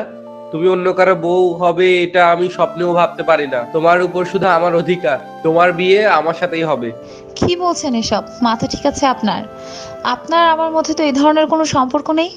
আমার বিয়ে হয়ে অফিসে চাকরি নেওয়া, তোমার বাবার অসুখের জন্য আমার কাছ থেকে টাকা নেওয়া, আমার টাকা দেওয়ার শর্তে রাজি হওয়া সব নাটক ছিল। আমি মানছি খুব ভালো অভিনেত্রী তুমি, কিন্তু তোমার চোখে আমি আমার জন্য অনুভূতি দেখেছি, আর সেই অনুভূতিগুলো ভালোবাসা ছিল। আপনি ভুল ভাবছেন। আমি যা কিছু করেছি সবটাই নাটক ছিল, আর এসব করেছি বাবার জন্য। বাবা সত্যি হার্ট পেশেন্ট, তার ইচ্ছা পূরণের জন্য আমি এই নাটকটা করেছি। সবটাই কি নাটক ছিল? সব আবেগগুলোও নাটক ছিল? সব অনুভূতিগুলো? তোমাকে এত অত্যাচার করার পরেও তুমি আমাকে ছেড়ে যাওনি, এর কারণও কি শুধু নাটক ছিল? হ্যাঁ, এর কারণও নাটকটাই ছিল। কারণ আমি বাবার কাছে ওয়াদাবদ্ধ ছিলাম। আপনার দেয়া রক্ষিতা হয়ে থাকার শর্তেও বাবার মুখের দিকে তাকিয়ে রাজি হয়েছিলাম। ফুপি আম্মুর ছবি বুকে নিয়ে প্রতি রাতে বাবাকে কাঁদতে দেখে নিজের সম্মান বাজি রেখে আপনার কাছে ছিলাম। আপনার শত অপমান টর্চার সহ্য করেছি। মানছি সব নাটক ছিল, কিন্তু এতদিন কি একবার আমার প্রতি দুর্বল হওনি? ভালোবাসতে পারোনি আমায়? আপনি বলছেন ভালোবাসার কথা? আপনার মতো একটা অমানুষকে কেউ কিভাবে ভালোবাসবে? সেদিন রাতে আমাকে চড় মেরে রক্তাক্ত করে অন্ধকার ঘরে আটকে দিয়েছিলেন, মনে আছে? আপনি জানেন আমার ক্লাস্ট্রোফোবিয়া আছে। আমার মৃত্যু পর্যন্ত হতে পারতো, ভাগ্যি শুধু অজ্ঞান হয়েছিলাম। কিন্তু আপনি এই কাজ কেন করেছিলেন? আমাকে কষ্ট দেওয়ার জন্য তো, তাই না? লুক, আপনি সাকসেসফুল, আমি কষ্ট পেয়েছি। আপনার প্রতি আমার যেটুকু দুর্বলতা ছিল সেটা সেদিনের পর থেকেই শেষ হয়ে গেছে। Now I hate you. আর এই জন্যই লুকোচুরি খেলার রীতি টেনেছি, অন্তি আর সিদ্ধাতের পালিয়ে বিয়ে করার নাটক করে। সিদ্ধাত আর অন্তির কোনো সম্পর্ক নেই। সিদ্ধাতের বাগদত্তা আমি। আমার আর সিদ্ধাতের বিয়ে হবে কিছুদিনের মধ্যে। মীরা, বিশ্বাস করো, আমি তোমার কাছে আমার আগে সব কাজের জন্য ক্ষমা চেয়ে প্রপোজ করতে এসেছিলাম, কিন্তু ঘরের ভেতর ওই ছেলেটাকে আর তোমাকে ওই অবস্থায় দেখে রাগ কন্ট্রোল করতে পারিনি। I don't trust you. আর এমনিতেও আমার আর সিদ্ধাতের বিয়ে ফাইনাল, তাই এসব বলে কোনো লাভ নেই। আই ডোন্ট কেয়ার মীরা, তোমার বিয়ে কার সাথে ঠিক হয়েছে। আমি শুধু এটুকুই জানি, কবুল তুমি আমার সাথেই পড়বে। মীরা শুধু অর্ণবের, তোমাতেই আমি নিজেকে খুঁজে পেয়েছি। এখন তোমাকে হারিয়ে বাঁচবো কিভাবে? উফ, আপনার এসব কথা আমি সহ্য করতে পারছি না। আপনি প্লিজ যান এখান থেকে। মীরা একটু দূরে সরে যেতেই অর্ণব মীরার চুলের মুঠি টেনে ধরে পেছন থেকে নিজের কাছে আনে। রাগে অর্ণবের চোখ মুখ লাল হয়ে আছে। কিছুদিন আগের অর্ণব হলে এতক্ষণে হয়তো ভয়ঙ্কর কিছু করে ফেলতো। দাঁতে দাঁত চেপে নিজের রাগ নিয়ন্ত্রণ করে অর্ণব বলে, অর্ণব চৌধুরী যা চায় তা পেয়েই স্বস্তির নিঃশ্বাস নেয়। আর তুমি তো আমার ভালোবাসা, তোমাকে এত সহজে কিভাবে অন্য কারো হতে দেই বলো? তোমাকে আমার করে পেতে যদি দুনিয়া উল্টিয়ে ফেলতে হয় সেটাই করব। আহ, ছাড়ুন আমাকে। এই আপনার ভালোবাসার নমুনা? আপনি আবারও আমাকে কষ্ট দিচ্ছেন। আমার ভালোবাসার আদরে তোমাকে মুড়িয়ে নেব, কিন্তু তার আগে যে আমার জিদের আগুনে নিজেকে ঝলসাতে হবে তোমার। আপনি একটা সাইকো। এতদিন পরে বুঝতে পারলে? অর্ণব আমার গলায় নাক ঘুরছে। অর্ণবের স্পর্শে বারবার শরীর কেঁপে কেঁপে উঠছে আমার। ওনার গরম নিঃশ্বাস শরীরে পড়ায় কেমন একটা শিহরণ কাজ করছে। সবকিছু কেমন ঘোরের মতো লাগছে। ওনার শরীরের ঘ্রাণটাও কেমন মাদকতায় ভরিয়ে তুলছে চারপাশ। সবচেয়ে বেশি পাগল করছে ওনার নেশা জড়ানো কণ্ঠ। তুমি আমার জীবনে এক নতুন সূর্যোদয়ের মতো এসেছো মীরা। আমার অন্ধকার ধুয়ে মুছে দিয়েছো। তোমাতেই আমি জীবনের সব রং খুঁজে পেয়েছি। জানি না তোমার সেই ভয়ার্ত মুখটাই কি ছিল। প্রথম দিন দেখেই তোমার দিকে ঝুঁকে পড়েছিলাম। জানি না তোমার সব আবেগী আবদার কেন তোমার কথা ভাবতে জোর করতো। তোমার বাচ্চামোগুলো আমার মনে সুখের সঞ্চার করে। তোমার মাঝে হারিয়ে আমি আমাকে খুঁজে পেতে চাই। এত বছরের কষ্টের ঔষধ হিসেবে আমি তোমাকে চাই, তোমাকে ভালোবাসি, আজীবন তোমাকে ভালোবাসতে চাই। তোমার মাধ্যমে আমি ভালো থাকতে চাই। অর্ণব এতক্ষণে মীরার ঘাড়ে মুখ থেকে এই কথাগুলো বলছিল। মুখ তুলতে সে দেখলো মীরা চোখ বন্ধ করে হাত মুষ্টিবদ্ধ করে দাঁড়িয়ে আছে, হয়তো নিজেকে কন্ট্রোল করছে অর্ণবের দিকে ঝুঁকে পড়ার থেকে। মীরার অবস্থা বুঝতে পেরে অর্ণব একটা মুচকি হাসি দিয়ে মীরার ঠোঁট জোড়া নিজের দখল করে নিল। চোখ মুখ খিচে ধরে রেখেছিলাম, তখন অর্ণব আমার ঠোঁটে নিজের ঠোঁট বসিয়ে দিলেন। ঘটনার আকস্মিকতা আমি পুরো বেকুব বনে গেছি। এটা কি হলো হঠাৎ? এই বদলোকটা এটা কি করলো? নিজেকে অর্ণবের বাহুডোর থেকে ছুটানোর জন্য ধস্তাধস্তি করছি, কিন্তু তার শক্তির সাথে পেরে উঠছি না। যতই ছোটার চেষ্টা করছি উনি আমাকে আরো শক্ত করে নিজের সাথে মিশিয়ে নিচ্ছেন। ক্রমশ নিজের উপর থেকে নিয়ন্ত্রণ হারাচ্ছি আমি। অর্ণবের মধ্যে কি এমন মাদকতা আছে যা আমাকে তার দিকে এভাবে টানছে? এভাবে তার আসক্ত হওয়া আমার ঠিক হচ্ছে না। আমি অন্য কারো হবু বউ? নিজের ভুলটা বুঝতে সময় লেগেছে আমার। আমি কিছুতেই অর্ণবের ভালোবাসার ডাকে সাড়া দিতে পারবো না। সিদ্ধার্থকে ধোকা দিতে পারবো না। অর্ণবের হাতের বাঁধন একটু আলগা হতেই তাকে ধাক্কা দিয়ে নিজের কাছ থেকে সরিয়ে নিলাম। অর্ণব প্রশ্নবিদ্ধ দৃষ্টিতে আমার দিকে তাকিয়ে আছেন, হয়তো জানতে চাই এভাবে কেন সরিয়ে দিলাম। কেন যেন আমার চোখের পানি বাদ মানছে না, ভীষণ কান্না পাচ্ছে। এভাবে কান্না পাওয়ার কারণ কি আমি বুঝতে পারছি না, কিন্তু আমার বুক ফেটে যাচ্ছে কষ্টে। কি মনে করেন আপনি নিজেকে? কি অধিকার দিয়েছে আপনাকে আমার এতটা কাছে আসার? আপনি বোঝেন না আপনার আমার এত কাছে আসা আমাকে অস্বস্তিতে ফেলে দেয়। আমি নিজেকে কন্ট্রোল রাখতে পারি না। আপনি আমার এত কাছে এলে আমি হারিয়ে যাই। কেন আপনি বুঝতে চান না? আপনার সাথে আপনার বাড়িতে ছিলাম বলে আপনি যা খুশি করছেন, কিন্তু এখন আমি আমার বাড়িতে। এখন আর আমি আপনার কেনা গোলাম নই। আপনার যেভাবে ইচ্ছে সেভাবে আমাকে ইউজ করতে পারবেন না আপনি। আমি চাইলে এখানে দাঁড়িয়ে দাঁড়িয়ে আপনাকে কিনতে পারি, এত টাকা আছে আমার। তাই আমাকে দুর্বল মনে করার ভুল করবেন না। তুমি দুর্বল মীরা, আমার প্রতি দুর্বল। তুমি আমাকে ভালোবাসো। না, আমি আপনাকে ভালোবাসি না।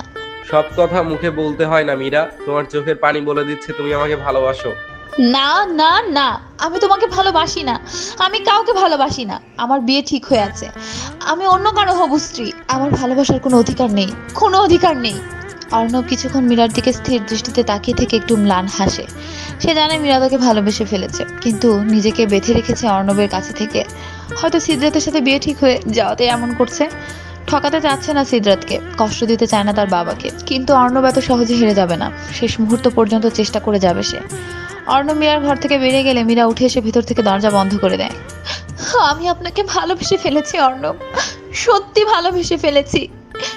কিভাবে নিজেকে সামলাতাম বলুন? আমার জীবনের প্রথম পুরুষ আপনি, যে আমার এতটা কাছে এসেছেন। আপনার নিঃশ্বাসের শব্দটা আমার কাছে পরিচিত এখন। ইচ্ছে করে আপনার মাঝে নিজেকে বিলীন করে নেই, কিন্তু আমি কিভাবে বলবো আপনাকে ভালোবাসি? এতগুলো বছর ধরে বাবা কষ্ট পেয়েছে ফুপি আম্মুর পালিয়ে বিয়ে করার জন্য। এখন যদি আমিও সিদ্ধার্থের সাথে বিয়ে ভেঙে আমার পছন্দে কাউকে বিয়ে করি, তাহলে বাবা সেই কষ্টটা আবারও পাবেন। আমি কি করব বলুন? বাবার খুশির সামনে আমার ভালোবাসা তো আমাকে বিসর্জন দিতেই হবে। চোখে মুখে পানি দিয়ে নিজেকে যথেষ্ট স্বাভাবিক করে নিচে গিয়ে দেখি অর্ণব বাবা আর সিদ্ধার্থের সাথে বসে আছেন। অর্ণবকে দেখে বুকের চিনচিনে ব্যথাটা আবার মাথা চাড়া দিয়ে উঠেছে। আমি কিভাবে পারবো অন্য কাউকে মেনে নিতে? না না, এসব আমি কি ভাবছি? এতটা স্বার্থপর আমি হতে পারবো না। মীরা, কালই তো তোর গায়ে হলুদের প্রোগ্রামটা সেরে ফেলতে চাই। সিদ্ধার্থের ফ্যামিলি আরো ওয়েট করতে চায় না। আবরারের কথা শুনে মীরা অর্ণব দুজনেই হতবাক হয়ে যায়। তারা দুজনেই জানে দুজন দুজনকে ভালোবাসে, কিন্তু পরিস্থিতি সামলানোর জন্য তাদের দুজনেই সময়ের প্রয়োজন ছিল। কিন্তু বাবা, এত তাড়া কিসের? কয়েকটা দিন আমরা ওয়েট করতে পারতাম। এমনিতেও তো বিয়ে করতেই হবে তাই না? তাই কিছুদিন আগে করলে কোনো প্রবলেম হবে না। সিদ্ধার্থ ঠিক বলেছে মীরা, আমিও অসুস্থ, কখন কি হয়ে যায়। তুই বরং জলদি বিয়েটা করে নে। অর্ণব কিছু না বলে সেখান থেকে চলে যায়। মীরা এক দৃষ্টিতে তাকিয়ে আছে অর্ণবের যাওয়ার দিকে। মীরা জানে অর্ণব কষ্ট পেয়েছে, তার মনেও আগুন জ্বলছে, কিন্তু সে কি করবে তা সে জানে না। আবরার খান অর্ণবের বাবা অঙ্কুরকে ফোন করে মীরার বিয়ে প্রিপন্ড হওয়ার ব্যাপারটা জানিয়ে দেয়। সময়ের সাথে সাথে তাদের সম্পর্কটাও শুধরে গেছে। মীরা দরজার দিকে স্থির দৃষ্টি করে রেখেছিল। তখন সিদ্ধার্থ মীরাকে ডাকলো। মীরা চলো, আমি তোমাকে অফিসে পৌঁছে দেই। আসলে সিদ্ধার্থ, তুমি যাও, আমার কিছু কাজ আছে, তাই আমি অন্য জায়গায় যাচ্ছি। ওকে, কিন্তু বিকালে আমরা সবাই শপিং এ যাচ্ছি, টাইম বের করে নিও। হুম। আমি সিদ্ধার্থকে বিদায় জানিয়ে গাড়ি নিয়ে বেরিয়ে পড়লাম। বেপরোয়াভাবে ড্রাইভ করছে অর্ণব। সবকিছু কেমন হাতছাড়া হয়ে যাচ্ছে তার। যখনই তার কাউকে প্রয়োজন ছিল তখন সেই মানুষটা তাকে ছেড়ে চলে গেছে। প্রথমে তার মা, তারপর বাবা, আর এখন মীরা। সে জানে না মীরা তার জীবনে না এলে সে কিভাবে বাঁচবে। সে শুধু এতটুকুই জানে মীরাকে সে হারাতে পারবে না। অর্ণব তার বাড়িতে পৌঁছে ভেতরে ঢুকে দেখে দিয়া তার বাড়ির সার্ভেন্ট নিতাকে এক বান্ডেল টাকা দিচ্ছে। অর্ণব দরজার সামনে আর দিয়া ভেতরে থাকায় তারা দেখতে পায় না অর্ণবকে। অর্ণব ধীর পায়ে এগোতেই দিয়া পেছনে ফিরে। অর্ণবকে দেখে দিয়া দৌড়ে এসে তাকে জড়িয়ে ধরে। এসেছো তুমি? আমি সেই কখন এসেছি জানো? নিতা বলল তুমি নাকি কাল থেকে বাড়ি ফেরোনি। জানো আমার কত চিন্তা হচ্ছিল। রিল্যাক্স দিয়া, আই এম ফাইন। আসলে আমার মামার বাড়িতে ছিলাম কালকে। Arnab, I miss you. Can you be together again? Look Diya, আমি তোমাকে সব বলেছি, এরপরেও এসব কথার কোনো মানেই হয় না। আমি জানি, কিন্তু বিশ্বাস করো, আমি এখন বুঝতে পারছি আমি তোমাকে ভালোবেসে ফেলেছি। I love you. Leave me Diya. কেন অর্ণব? এখন কি আমার এই অধিকারটুকুও নেই? এমন নয় Diya, look I also love you, but as a friend. আমি তোমাকে ছাড়া বাঁচবো না। প্লিজ দিয়া, সব ক্লিয়ার করার পর এবার এই কথা ভালো লাগছে না। সরি অর্ণব। নিতাকে তুমি কিসের টাকা দিচ্ছিলে? ও ওটা আসলে নিতার টাকার খুব দরকার ছিল, আর তুমি বাসায় ছিলে না, তাই আমি দিয়েছি। তুমি হুটহাট এখানে এসো না দিয়া। ওয়াইফ না বানাতে পারো, ফ্রেন্ড হয়ে সাথে থাকার অনুমতিটা দাও। অর্ণব কিছু না বলে উপরের ঘরে চলে গেল। এদিকে অর্ণবের বাড়ির দরজা দিয়ে পাগলের মতো ছুটে বের হচ্ছে মীরা। এইমাত্র সে অর্ণবের বুকে দিয়াকে দেখে এসেছে। অর্ণবের ওভাবে তার বাড়ি থেকে বেরিয়ে আসার পর সে পেছন পেছন এসেছিল অর্ণবের সাথে কথা বলতে, কিন্তু সে ভাবতে পারেনি অর্ণব আর দিয়াকে এত কাছাকাছি দেখবে। একটু আগে তো অর্ণব আমাকে বলেছিলেন সে আমাকে ভালোবাসে, তাহলে এখন দিয়াকে বুকে জড়িয়ে রাখার মানে কি? এই তার ভালোবাসা? ক্ষণিকের রূপ পাল্টে ফেলেছে? না, আর অর্ণবের কথা চিন্তা করব না। কেন করবো ওই স্বার্থপরটার চিন্তা? আমাকে যদি ভালোবাসে তাহলে অন্য মেয়ের কাছে কেন যাবে? আর এমনি তো আমি অন্য কারো হবু বউ, আমি পরপুরুষের কথা ভাববো না। অর্ণবের বাড়ি থেকে বেরিয়ে সোজা অফিসে চলে এলাম। কাজের মধ্যে নিজেকে ব্যস্ত রাখলে মাথা থেকে সব ফালতু চিন্তা চলে যাবে, কিন্তু আমার সব ভাবনায় পানি পড়ে গেছে। কোনো কাজে মনোযোগ দিতে পারছি না। ঘুরে ফিরে শুধু অর্ণবের কথাই মনে পড়ছে। কেমন অস্বস্তিকর পরিস্থিতিতেও যে পড়েছি। বিকেলে আবরার খান অর্ণবকে ফোন করে খান বাড়িতে ডেকে আনে। সেখানে থেকে সবাই বিয়ে শপিংয়ে যায়। আশ্চর্যজনক হলেও অর্ণব খুব নর্মাল বিহেভ করছিল, যেন মীরা আর সিদ্ধার্থের বিয়েতে তার কোনো সমস্যাই নেই। অর্ণব বিয়ের জন্য শাড়ি দেখছে, সিদ্ধার্থের জন্য শেরওয়ানি পছন্দ করছে, দিয়া আর অন্তিও সাথে এসেছে। মীরা এক কোনায় বসে কয়েকটা শাড়ি পছন্দ করছে, পছন্দ বললে ভুল হবে, শাড়ি নাড়াচাড়া করছে আর অর্ণবকে দেখছে। অর্ণব দিয়াকে শাড়ি পছন্দ করে দিচ্ছে। অর্ণবকে দেখে তো মনে হচ্ছে মীরার বিয়েতে সবচেয়ে খুশি সে। অর্ণবের এত কুল বিহেভিয়ার আমি মানতে পারছি না। যদিও আমি এটাই চাইতাম যে সে আমাকে ভুলে যাক আর আমার বিয়েটা হয়ে যাক, কিন্তু এখন আমি মানতে পারছি না যে সেই বিয়েতে হ্যাপি। অনেক শাড়ি ভিড়ে একটা নীল শাড়ির উপর আমার চোখ আটকে গেল।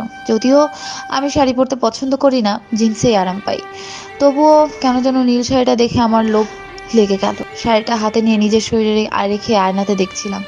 তখনই অর্ণব ছো মেরে শাড়িটা আমার হাত থেকে নিয়ে নিলেন। আমি বেকুবের মতো তাকিয়ে আছি। অর্ণব কেন করলেন এটা? অর্ণব আমার গা থেকে শাড়িটা নিয়ে দিয়ার গায়ে জড়িয়ে দিলেন। অর্ণবের এরকম কাণ্ডে ধপ করে আমার মাথায় আগুন জ্বলে উঠলো। সারাদিন এই শাকচুনির সাথে চিপকা চিপকি করে কি তার স্বাদ মেটেনি যে আবার এখন লুতুপুতু শুরু করে দিয়েছে? অর্ণব আসলে একটা খচ্চর। সকাল পর্যন্ত আমাকে ভালোবাসে, এখন দিয়ার প্রতি দরদ উতলে উঠছে। ইচ্ছে করছে দিয়া পেতনির সবগুলো চুল টেনে ছিঁড়ে ফেলি। অনেক কষ্টে সেখানে রাগ নিয়ন্ত্রণ করলাম। বাবা জেদ করে দিয়াকেও আমাদের সাথে নিয়ে এলেন। বাবার অর্ণবের এত কিসের আধিক্যতা দিয়ার প্রতি বুঝি না। তারা কি বুঝতে পারে না আমি দিয়াকে সহ্য করতে পারি না? নিজের ঘরে ঢোকার সময় দেখলাম দিয়া অর্ণবের ঘরে ঢুকে যাচ্ছে। যাক বাবা, এমনিতেই আমার মনে আগুন জ্বলছে আর এই মেয়েটা সে আগুনে ঘি ঢেলে দিল। ভীষণ কষ্ট হচ্ছে। অর্ণব হঠাৎ করে দিয়াকে এতটা ইম্পর্টেন্স কেন দিচ্ছে? ঘরে ঢুকে শপিং ব্যাগগুলো ছুঁড়ে ফেলে দিলাম। রাগের মাথায় সবগুলো তার ছিঁড়ে যাচ্ছে। রাত 12টা 26 বাজে। বেলকনিতে দাঁড়িয়ে স্মোক করছে অর্ণব। সিগারেটের ধোঁয়ার সাথে সাথে ভেতরের যন্ত্রণাগুলো উড়িয়ে দিচ্ছে। মাঝে মাঝে হালকা ম্লান হাসছে। হঠাৎ কেউ অর্ণবকে পেছন থেকে জড়িয়ে ধরলো। আচমকা জড়িয়ে ধরাতে অর্ণব খানিকটা ঘাবড়ে গেলেও পরক্ষণে নিজেকে সামলে নিল। একটা ম্লান হাসি দিয়ে আকাশের পানে চেড়ে রইল। সে জানে তাকে মীরায় জড়িয়ে ধরে আছে। মনের হাতে বাঁধা পরে ছুটে এসেছে। অর্ণব চোখ বন্ধ করে মুহূর্তটা অনুভব করছিল, কিন্তু তার মনে হচ্ছে টি শার্টটা পেছন থেকে ভিজে যাচ্ছে। মীরা কি তাহলে কাঁদছে? অর্ণব পেছন দিকে ঘুরতে বেশ অবাক হয়। মীরা একটা নীল শাড়ি পরে আছে, হাতে কাঁচের চুড়ি, দু চোখ ভর্তি কাজল। কান্না করার কারণে কাজল চোখে লেপটে গেছে। কোনো অপসরীর থেকে কম লাগছে না মীরাকে। অর্ণবের ইচ্ছে করছে এ সময় এখানেই থমকে যাক আর সেই পরীকে চোখ ভরে দেখুক, কিন্তু পরক্ষণে অর্ণব নিজেকে সামলে নিল। এত রাতে তোমার এখানে আসা ঠিক হয়নি মীরা, চলে যাও। চলে যাব? কি বলছো এসব? তুমি তো বলেছিলে আমাকে ভালোবাসো, আমি তোমার হব। তাহলে কেন তুমি দিয়ার এত কাছাকাছি যাচ্ছ? তুমি কি বুঝতে পারো না তোমার সাথে অন্য কোনো মেয়েকে দেখতে আমার কষ্ট হয়? এসব কথার কোনো মানে নেই, এখান থেকে চলে যাও। কালকে তোমার হলুদের ফাংশন, পরশু বিয়ে। কেউ যদি এত রাতে আমার সাথে তোমাকে দেখে ফেলে খারাপ ভাববে, যাও। কে কি ভাবলো আই ডোন্ট কেয়ার। এতদিন তো খুব ভালোবাসার গান গাইছিলে, এখন তোমার কি হলো? এসব কেন বলছো? এতদিন আবেগে ভাসছিলাম, আজকে বাস্তবতা বুঝে গেছি। বাস্তবতা মাই ফুট। এখন খুব বাস্তবতা বোঝানো হচ্ছে, তাই না? যখন আমি আমার দায়িত্ব আর বাস্তবতা মেনে বিয়ে করছিলাম, তখন কেন আমাকে এতটা অসহায় করলে? এখন আমি তোমাকে ছাড়া বাঁচবো না, আর এখন তুমি বাস্তবতা শিখাচ্ছ আমাকে? তুমি আমাকে ভুলে বিয়েটা করে নাও মীরা। ইচ্ছা করছে তোমার গলা চেপে তোমাকে এখনই মেরে ফেলি, তারপর নিজেও মরে যাই। কেন এসব বলছো? দেখো আমি শাড়ি পরেছি, তোমার না শাড়ি পছন্দ?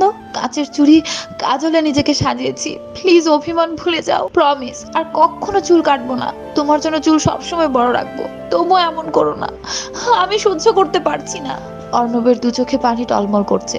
এ কদিন যে সেই মীরাকে দেখেছে, সেই মীরা ছিল স্ট্রং, আর এই মীরা ভালোবাসায় দিয়ানি হয়ে গেছে। নিজেকে কন্ট্রোল করতে না পেরে অর্ণব মীরাকে বুকে জড়িয়ে নিল। মীরা, আমি তোমাকে অনেক ভালোবাসি, কিন্তু আমি দেরি করে ফেলেছি। পরশু তোমার বিয়ে, মামা তোমার বিয়ে নিয়ে অনেক স্বপ্ন দেখেছেন। তাকে আরেক দফায় কষ্ট দেওয়ার মতো শক্তি আমার নেই। আমার মা বাবা যে ভুলটা করেছিল, সেই ভুলের মাসুল নানা ভাইকে তার জীবন দিয়ে দিতে হয়েছে। আমি চাই না আমাদের জন্য মামাকেও সেই অপমান সহ্য করতে হোক। অপমানিত কেন হতে হবে? আমরা বাবাকে বলতে পারি যে আমরা একে অপরকে ভালোবাসি, তাহলে বাবা রাজি হয়ে যাবেন। বিয়ের কার্ড বিতরণ হয়ে গেছে, সব মেহমানকে জানানো হয়ে গেছে। একটু ভেবে দেখো মামার সম্মানটা কোথায় থাকবে। মামা হার্ট পেশেন্ট, আল্লাহ না করুক যদি। তোমার এই লেম যুক্তি আমি মানতে পারছি না। আমরা দুজন দুজনকে ভালোবাসি, এর চেয়ে বেশি আর কি হতে পারে?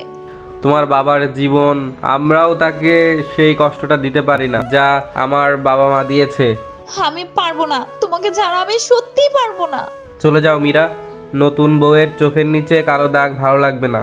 অর্ণব আমাকে কিছু বলার সুযোগ না দিয়ে ঘর থেকে বের করে দরজা বন্ধ করে দিলেন। ওনার ঘরের দরজায় বারবার ধাক্কা দিচ্ছি, মিনতি করছি যাতে আমাকে এভাবে ফিরিয়ে না দেয়, কিন্তু না, অর্ণব দরজা খুলছেন না।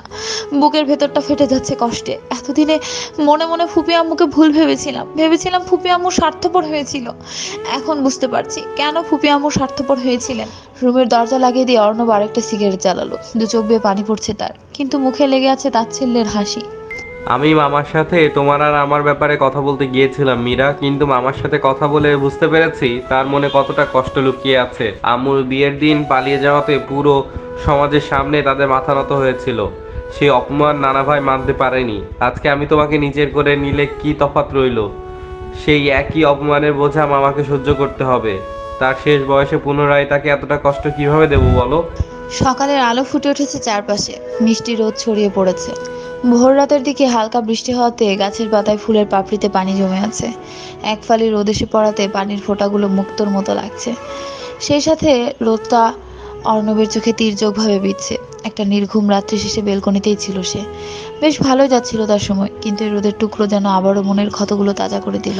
অর্ণবের ঘরের দরজার সামনে পড়ে আছে মীরা। কাল রাতে কাঁদতে কাঁদতে সেখানে ঘুমিয়ে পড়ে। কাঁধে কারো আলতো চাপ আর নাম ধরে ডাকতে ঘুম ভেঙে যায় তার। ধরফুরে উঠে বসতে দেখি অঙ্কুর চৌধুরী হাঁটু ভাঁজ করে বসে আছে মীরার মাথার কাছে। অঙ্কুর বলল, মীরা মা, এখানে এভাবে শুয়ে আছো যে, আর এই কি অবস্থা তোমার? কিছু না, আপনি রেস্ট করুন, আমি আসছি।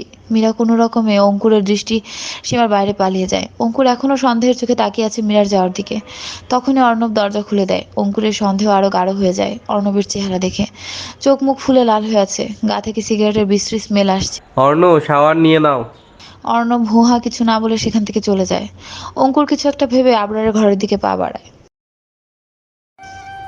রাতের নিস্তব্ধ সময়, বিয়ে বাড়ির কোলাহল অনেকটা শান্ত হয়ে গেছে। সাজসজ্জায় পরিপূর্ণ বাড়িটা এখন শুনশান হয়ে আছে। সারাদিন চেষ্টা করেও মীরা অর্ণবের মতো পাল্টাতে পারেনি। হয়ে গেছে মীরার হলুদের ফাংশন। হলুদ শাড়ি আর ফুলের গয়নায় সেজে আছে মীরা। ছাদে গালে হাত দিয়ে মাথা নিচু করে অর্ণব আর মীরার সামনে দাঁড়িয়ে আছে দিয়া। গালে হাত দেওয়ার কারণ হলো এইমাত্র অর্ণব তার গালে ঠাঁটি একটা চড় মেরেছে। মীরা প্রশ্নবিদ্ধ দৃষ্টিতে তাকিয়ে আছে অর্ণব আর দিয়ার দিকে। হয়তো জানতে চায় অর্ণব এমন কাজ কেন করলো। সো দিয়া, নিজের মুখে নিজের কুকীর্তিগুলা বলবে নাকি আমার বলতে হবে? দিয়া গালে হাত দিয়ে কাঁদো কাঁদো হয়ে বলল, আই এম সরি অর্ণব, তুমি আর মীরা একসাথে এক ঘরে থাকতে এটা আমি সহ্য করতে পারিনি। তুমি শুধু আমার অর্ণ, তোমার অন্য কারোর সাথে থাকা আমি কিভাবে মানতাম বলো? তাই তো নিতাকে টাকা দিয়ে মীরার খাবারে ঘুমের ওষুধ মিশিয়ে দিয়েছিলাম। তোমার সাথে বাসা থেকে বের হওয়ার আগে আমি আমার ভাড়া করা গুন্ডাগুলোকে বলে দিয়েছিলাম সব। তোমার সামনে মীরাকে ক্যারেক্টারলেস প্রমাণ করার জন্য এত কিছু ছিল। অর্ণব দিয়ার গালে আরেকটা চড় মারলো। টাল সামলাতে না পেরে দিয়া নিচে পড়ে গেল। মীরা দৌড়ে গিয়ে দিয়াকে ধরে উঠালো।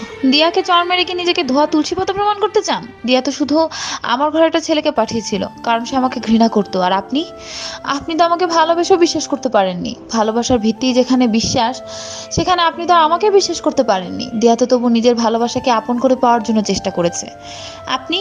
আপনি তো নিজের ভালোবাসাকে দান করতে বসেছেন। মীরা, তুমি আমাকে ভুল বুঝছো, আমার কথাটা তো শোনো। কি শোনাবেন আপনি? এই যে বিয়ের পর সিদ্ধার্থকে কিভাবে সুখে রাখবো, এই আপনার আর কোনো কথা আমি শুনতে চাই না। আমাকে ক্ষমা করে দাও মীরা, আমি তোমার সাথে অন্যায় করেছি। জানি না দিয়ে অন্যায় করেছো নাকি, আমার চোখে আঙুল দিয়ে সত্যিটা দেখিয়ে দিয়েছো। তোমার প্রতি আমার কোনো ক্ষোভ নেই, ভালো থেকো। মীরা আর 1 মিনিট সেখানে না দাঁড়িয়ে ছুটে চলে যায় তার ঘরে। দিয়াও এখন অর্ণবের সামনে দাঁড়িয়ে আছে আর অর্ণব আহত দৃষ্টিতে মীরার যাওয়ার পথে তাকিয়ে আছে। আমাকে প্লিজ ক্ষমা করে দাও অর্ণ, আমার ভুল হয়ে গেছে, আমি স্বার্থপর হয়ে গিয়েছিলাম। দিয়া, তুমি আমাকে শাস্তি দিতে পারতে তোমাকে ধোকা দেওয়ার জন্য। বিশ্বাস করো, আমি হাসি মুখে মাথা পেতে নিতাম। এভাবে মীরাকে কেন কষ্ট দিলে? সরি। ওয়াশরুমে শাওয়ারের নিচে দাঁড়িয়ে ভিজে যাচ্ছি। পরনের হলুদ শাড়িটা আর ফুলের গয়নাগুলো অনবরত ভিজে যাচ্ছে। গায়ে লাগানো হলুদগুলো অনেক আগেই পানির সাথে ধুয়ে গেছে। রাতের প্রায় অর্ধেকটা সময় পেরিয়ে গেছে, আর অল্প কিছু সময় বাকি আছে। বুকের বাঁ পাশটা অনবরত ব্যথা করছে। আজকের এই অর্ধেক রাতটাই সময় বাকি আছে আমার হাতে। এরপর আমি অন্য কারো বউ হয়ে যাব। আমার শরীরের মন সবকিছুতে অন্য কারো অধিকার হবে। অর্ণবকে ভুলে যেতে হবে। অর্ণবকে ভালোবাসার কোনো কারণ আমার কাছে ছিল না, তবুও তাকে ভালোবেসে ফেললাম। আর সিদ্ধার্থের সাথে বিয়ে ঠিক হয়েছে কতদিন আগে, তবুও ভালোবাসতে পারিনি কেন? হয়তো এই প্রশ্নের উত্তর আমার আর খোঁজা হবে না। আমি অর্ণবকে ভালোবাসার কারণ খুঁজতে চাই না, শুধু জানি ভালোবাসি। সিদ্ধার্থকে ভালোবাসা আমার পক্ষে সম্ভব নয়। সারা জীবন কি এভাবে ধোকা দেবো সিদ্ধার্থকে? ভাবনার সমুদ্রে তলিয়ে গিয়েও কোনো প্রশ্নের উত্তর পেলাম না। রাতের প্রায় শেষ প্রহর চলছে। কিছুক্ষণ পরে ভোরের আলো ফুটে উঠবে। পূর্ব আকাশে সূর্যের আলো দিশাহীনভাবে ছড়িয়ে পড়বে। ছাদে দাঁড়িয়ে স্মোক করে যাচ্ছে অর্ণব। ইদানিং তার স্মোকিংটা বেশি হয়ে যাচ্ছে। স্বাস্থ্যের জন্য এটা ক্ষতিকর সে জানে, তবুও মনের আগুন নিভানোর জন্য সিগারেট পোড়ায় সে। হঠাৎ পেছন থেকে কেউ কাঁধে হাত রাখলে খানিকটা চমকে ওঠে অর্ণব। পেছনে তাকাতেই করুণ হয়ে থাকা চোয়ালটা ধীরে ধীরে শক্ত হয়ে ওঠে। অর্ণবের বাবা দাঁড়িয়ে আছে সামনে। এভাবে এই সময় স্মোক করার বিষয়টা জানতে পারি কি? আপনার প্রয়োজনীয় কিছু হবে বলে মনে করি না। অর্ণ, আসো আমরা একটু কথা বলি। গত 19 বছর ধরে কথা বলা হয় না আমাদের, অনেক কথা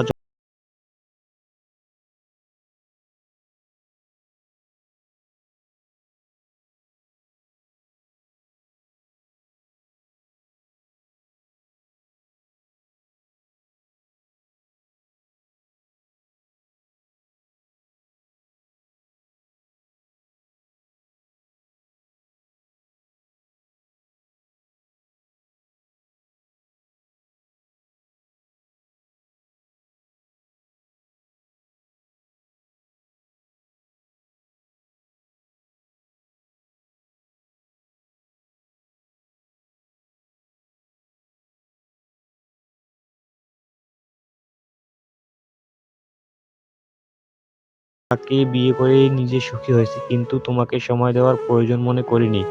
এখন জীবনের বেশিরভাগ সময় পার করে এসে বুঝতে পেরেছি তোমার প্রতি কতটা অন্যায় করেছি। জানি ক্ষমা চাওয়ার মুখ নেই আমার, তবুও বলবো পারলে ক্ষমা করে দিও বাবা।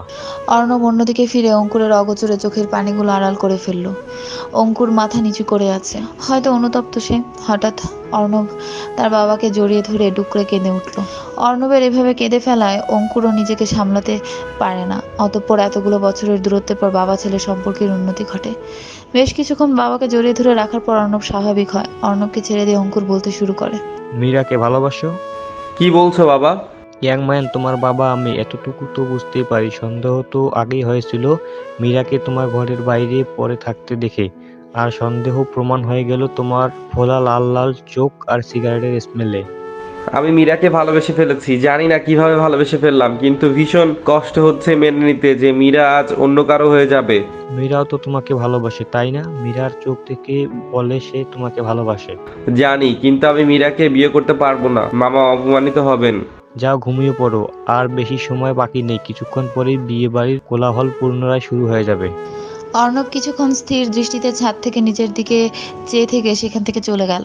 অঙ্কুর আধো আলো ফোটা আকাশের দিকে তাকিয়ে একটা দীর্ঘ শ্বাস ফেলল। মুখে ম্লান হাসি ফুটে উঠেছে তার। অপেক্ষার প্রহর শেষ। অবশ্য মীরার বেলা সেটা অপেক্ষা নয়, অনাকাঙ্ক্ষিত ঘটনা। লাল বেনারসি শাড়ি আর ভারী গয়নায় নিজেকে জড়িয়ে অস্থির হয়ে পায়চারি করছে মীরা। একটু আগে বিউটিশিয়ান এসে বধূ এসে সাজিয়ে দিয়ে গেছে তাকে। ভীষণ সুন্দর লাগছে মীরাকে দেখে। যে কেউ হয়তো নজর লাগিয়ে দিবে, কিন্তু এত সৌন্দর্য পুরাই বৃথা। কারণ মীরার মনে যে শান্তি নেই। মন বারবার বলছে সমস্ত দায়িত্বে সংসার বানের জলে ভাসিয়ে দিয়ে অর্ণবের হাত ধরে অজানায় হারিয়ে যেতে, কিন্তু সে উপায়টাও নেই। অর্ণব মাঝ রাস্তায় তার হাত ছেড়ে দিয়েছে। হাতে একটা ছুরি নিয়ে ঘরের এপাশ থেকে ওপাশ করছে সে। ইচ্ছে করছে ছুরিটা বাম হাতে শিরা বরাবর চালিয়ে দিতে। একটু হলে ছুরিটা চালিয়ে দিত, যদি না তার বাবার মুখখানা চোখের সামনে ভেসে উঠত। বাইরে হইচই শোনা যাচ্ছে, সবাই এক সুরে বলে চলেছে বর এসেছে, বর এসেছে। এই তো সময় হয়ে এসেছে। সেই অনাকাঙ্ক্ষিত সময়টা এসে হাজির হয়েছে মীরার চৌকাঠে। এখনই সময় পুরনো সব আবেগকে গলা চেপে মেরে ফেলার। অর্ণবের প্রতি তার ভালোবাসাকে দাফন করার সময় হয়ে গেছে। মনের কষ্ট সাজসজ্জার আড়ালে লুকিয়ে মুখে একটা কৃত্রিম হাসি ফুটিয়ে তৈরি মীরা তার কর্তব্য পালন করতে। মেয়ে হিসেবে দায়িত্ব পালন না করলে তো সে স্বার্থপরদের খাতায় নাম লেখাবে। মীরার ভাবনা সুতো ছিঁড়ে এক গাদা মেয়ে হুড়মুড়িয়ে ঘরের ভিতর ঢুকে পড়লো। বিয়ের সময় যত এগিয়ে আসছে আমার শক্তি যেন ততই কমে যাচ্ছে। বারবার মনে হচ্ছে কলিজাটা ছিদ্র হয়ে যাচ্ছে। বুকের বাঁ পাশে অসম্ভব যন্ত্রণা করছে। কিভাবে সহ্য করবো এই যন্ত্রণা আমি সারা জীবন? বিয়ের আসরে বসিয়ে দিয়েছে সবাই আমাকে। মাথা তুলে সবাইকে দেখছি, সবাই বেশ খুশি। বাবা, অঙ্কুর আঙ্কেল, অন্তি, সবার মুখ দেখেই বোঝা যাচ্ছে তারা আনন্দ করছে। এত ভিড়ের মধ্যে আমার চোখ দুটো অর্ণবকে খুঁজছে। শেষবারের মতো দু চোখ ভরে তাকে দেখার ভাগ্য কি আমার হবে না? হয়তো অর্ণবকে মন ভরে দেখার আর অধিকার নেই আমার। তাই তো বিয়ের আগ মুহূর্তেও তাকে কোথাও দেখছি না। ভালোবাসার মানে তো ভালোবেসে আগলে রাখা। আর অর্ণব আমাকে আগলে রাখা তো দূরে থাক, সাহস করে আমার হাতটা পর্যন্ত ধরেনি। কেন যে এই মানুষটাকে আমি ভালোবেসেছিলাম? আগে যদি জানতাম রাগী খোলসটার আড়ালে এমন ভীতু একটা ব্যক্তিত্ব লুকিয়ে আছে, তাহলে হয়তো কখনোই অর্ণবের মতো একটা গাধাকে ভালোবাসতাম না। অর্ণবকে গাধা বললে গাধারও অপমান হবে, একটা অকর্মার ঠিকই। যখন তার থেকে দূরে ছিলাম তখন কাছে টেনে নিয়েছে। এখন যখন কাছে না গিয়ে উপায় নেই, তখন সে পিঠ দেখিয়ে পালিয়ে গেছে। আমি হয়তো অতিশোকে পাগল হয়ে গেছি। এতক্ষণ অনেক কষ্ট লাগছিল, এখন অনেক রাগ লাগছে। ইচ্ছে হচ্ছে অর্ণবকে কুচি কুচি করে কেটে ফেলি, আর না হলে গলা চেপে মেরে ফেলি। তারপর আমি নিজেও মরে যাব। যাই করি না কেন বিয়ে করতে পারবো না। হঠাৎ পেছন থেকে কারো হালকা ধাক্কা খেয়ে হুঁশ ফিরে পেলাম। কাজী সাহেব কবুল বলতে বলছেন। এই মুহূর্তে আমার মনে হচ্ছে আমার পৃথিবী ভেঙে খান খান হয়ে যাচ্ছে। না, আমি পারবো না এই বিয়ে করতে। বসা থেকে এক লাফে উঠে দাঁড়িয়ে পড়লাম। দিক বেদিক চিন্তা না করে সজোরে বলে ফেললাম, এই বিয়ে আমি করতে পারবো না বাবা, আমাকে ক্ষমা করে দাও বাবা, আমি পারবো না। আমার ভীষণ কান্না পাচ্ছে, কিছুতেই কান্না থামাতে পারছি না। সব কি বলছিস মীরা? বিয়ে করতে পারবি না মানে? আমি পারবো না বাবা, আমাকে ক্ষমা করে দাও। অন্য কাউকে স্বামী হিসেবে মেনে নেওয়া আমার পক্ষে সম্ভব না। আমি জানি আমার এই ধরনের বিহেভিয়ারে তোমার সম্মানহানি হচ্ছে সবার সামনে, কিন্তু বিশ্বাস করো আমি নিরুপায়। আর কোনো উপায় অবশেষ নেই আমার কাছে। তুমি চাইলে আমাকে মেরে ফেলো, তবু আমি পারবো না অন্য কাউকে বিয়ে করতে। আবরার আর অঙ্কুর অবাক চোখে একে অপরের মুখ চাওয়াচাওয়ি করছে। উপস্থিত জনতাও হা করে দেখছে সবটা। এত বড় হা করেছে যে মুখে আলু ঢুকিয়ে দেয়া যাবে। বিয়ের দিন কনের এরকম করা যেন তাদের জন্য ফ্রিতে তামাশা দেখার সুযোগ করে দিল। সবাই খুব উৎসুক হয়ে আছে জানার জন্য এখন কি হবে। তখন সেখানে বেচারা বর হন্তদন্ত হয়ে এগিয়ে এলো। মীরা তখনও হাঁটুতে মুখ বুজে কেঁদেই যাচ্ছে। মীরা, তুমি বিয়েতে মানা করছো কেন? কালকে রাতেও তো তুমি বললে ইউ লাভ মি, আর আজকে বলছো বিয়ে করবে না, হোয়াই? বরের কণ্ঠ শুনে মাথা তুলতে দেখি অর্ণব আমার সামনে দাঁড়িয়ে আছে, তাও আবার বরের বেশে। মুখ 3 ইঞ্চি পরিমাণ হাঁ করে উঠে দাঁড়ালাম আমি। কিছুই বুঝতে পারছি না, অর্ণব বরের বেশে কেন, আর সিদ্ধার্থ কোথায়? বাবার আঙ্কেল একসাথে দাঁড়িয়ে মুচকি হাসছেন কেন? হচ্ছেটা কি? হচ্ছেটা কি তাই ভাবছো? তোমাকে সারপ্রাইজ দেওয়ার নামে বুদ্ধু বানানো হয়েছে মীরা ভাবি। অন্তি কথাটা বলতেই বাড়ির সবাই দম ফাটানো হাসি শুরু করলো। আমি কিছু বুঝতে না পারলেও অর্ণবের মুখে লেগে থাকা মুচকি হাসিটা দেখে রাগ মাথায় উঠে গেল। খপ করে অর্ণবের কলার চেপে ধরে ঝাঁকিয়ে জিজ্ঞেস করলাম, সবকিছু কি আপনার কাছে খেলা মনে হয়? আমি আপনাকে ভালোবাসি। আমার কতটা কষ্ট হচ্ছে সে আইডিয়া আছে আপনার?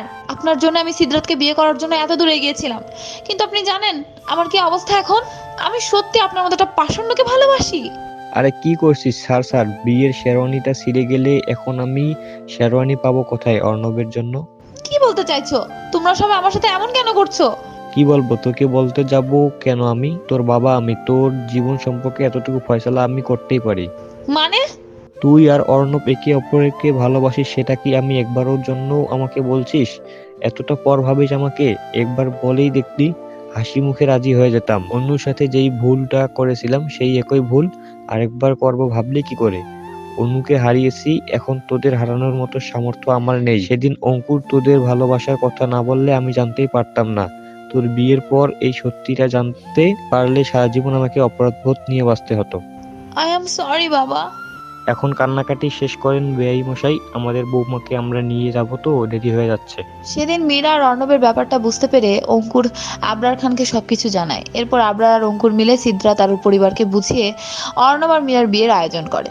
অতঃপর ধুমধামের সাথে হয়ে গেল মীরা আর অর্ণবের বিয়ে। আবরার খান নিজের মনের সব আশা পূর্ণ করে মেয়েকে পাত্রস্থ করলেন। বিদায়ের পাট চুকিয়ে অর্ণব আর মীরা যাত্রা শুরু করলো এক নতুন জীবনের পথে। বাসর ঘরে এক হাত লম্বা ঘোমটা টেনে বসে আছে মীরা। পুরো ঘর কাঠগোলাপ আর রজনীগন্ধা দিয়ে সাজানো হয়েছে। রোমান্টিক পরিবেশ বিরাজ করছে সর্বত্র। মীরা বসে বসে অপেক্ষা করছে তার অর্ণবের। মনের মধ্যে হাজারটা অনুভূতি উকি দিচ্ছে। কখনো বা লজ্জা পেয়ে আনমনে হেসে উঠছে। দরজার বাইরে চোখে মুখে বিরক্তি ফুটিয়ে দাঁড়িয়ে আছে অর্ণব। অন্তি আর অন্য সব বোনেরা এতক্ষণ দরজায় দাঁড়িয়েছিল টাকার জন্য। সব ঝামেলা মিটাতে গিয়ে হাঁপিয়ে উঠেছে অর্ণব। বিরক্তি সংবরণ করে ভেতরে ঢুকতে থ হয়ে গেল সে। মীরা ঘরের কোথাও নেই। একটু আগাতে পেছন থেকে কেউ একজন অর্ণবের গলায় ছুরি ধরলো। এই 7টা শাকচুন্নির একটা জামাই, আমাকে মিথ্যে কেন বললা? আর একটু হলে আমি হার্ট অ্যাটাক করে মারা যেতাম। হুস, এসব বলে না। আর এই ব্রেডে বাটার লাগা নাইফ দিয়ে আমার মতো খচ্চরকে কাটা যাবে না। তুমি সত্যি একটা খচ্চর। আর তুমি 7টা শাকচুন্নির একটা জামাইয়ের 8 নাম্বার বউ। অর্ণব ও মীরাকে পরম আবেশে জড়িয়ে ধরলো। তোমাতে আমি আমার সব সুখ খুঁজে পেয়েছি অর্ণব। তোমাতেই আমি আমার জীবনের শেষ মুহূর্ত কাটাতে চাই। ভালোবাসি। ভালোবাসি। অর্ণব মীরার ঠোঁট জোড়া নিজের ঠোঁট দিয়ে দখল করে নিল। কিছুক্ষণ পর মীরাকে কোলে তুলে বিছানায় শুয়ে দিল অর্ণব। ডুব দিল দুজনে ভালোবাসার সাগরে। এভাবে ভালোবাসার খুনসুটিতে কেটে যাক তাদের জীবন। গল্পটা এখানেই শেষ করছি। গল্পটা কেমন লাগলো অবশ্যই কমেন্ট করে জানাবেন, আর পরবর্তী গল্পের জন্য অপেক্ষায় থাকুন। ধন্যবাদ সবাইকে।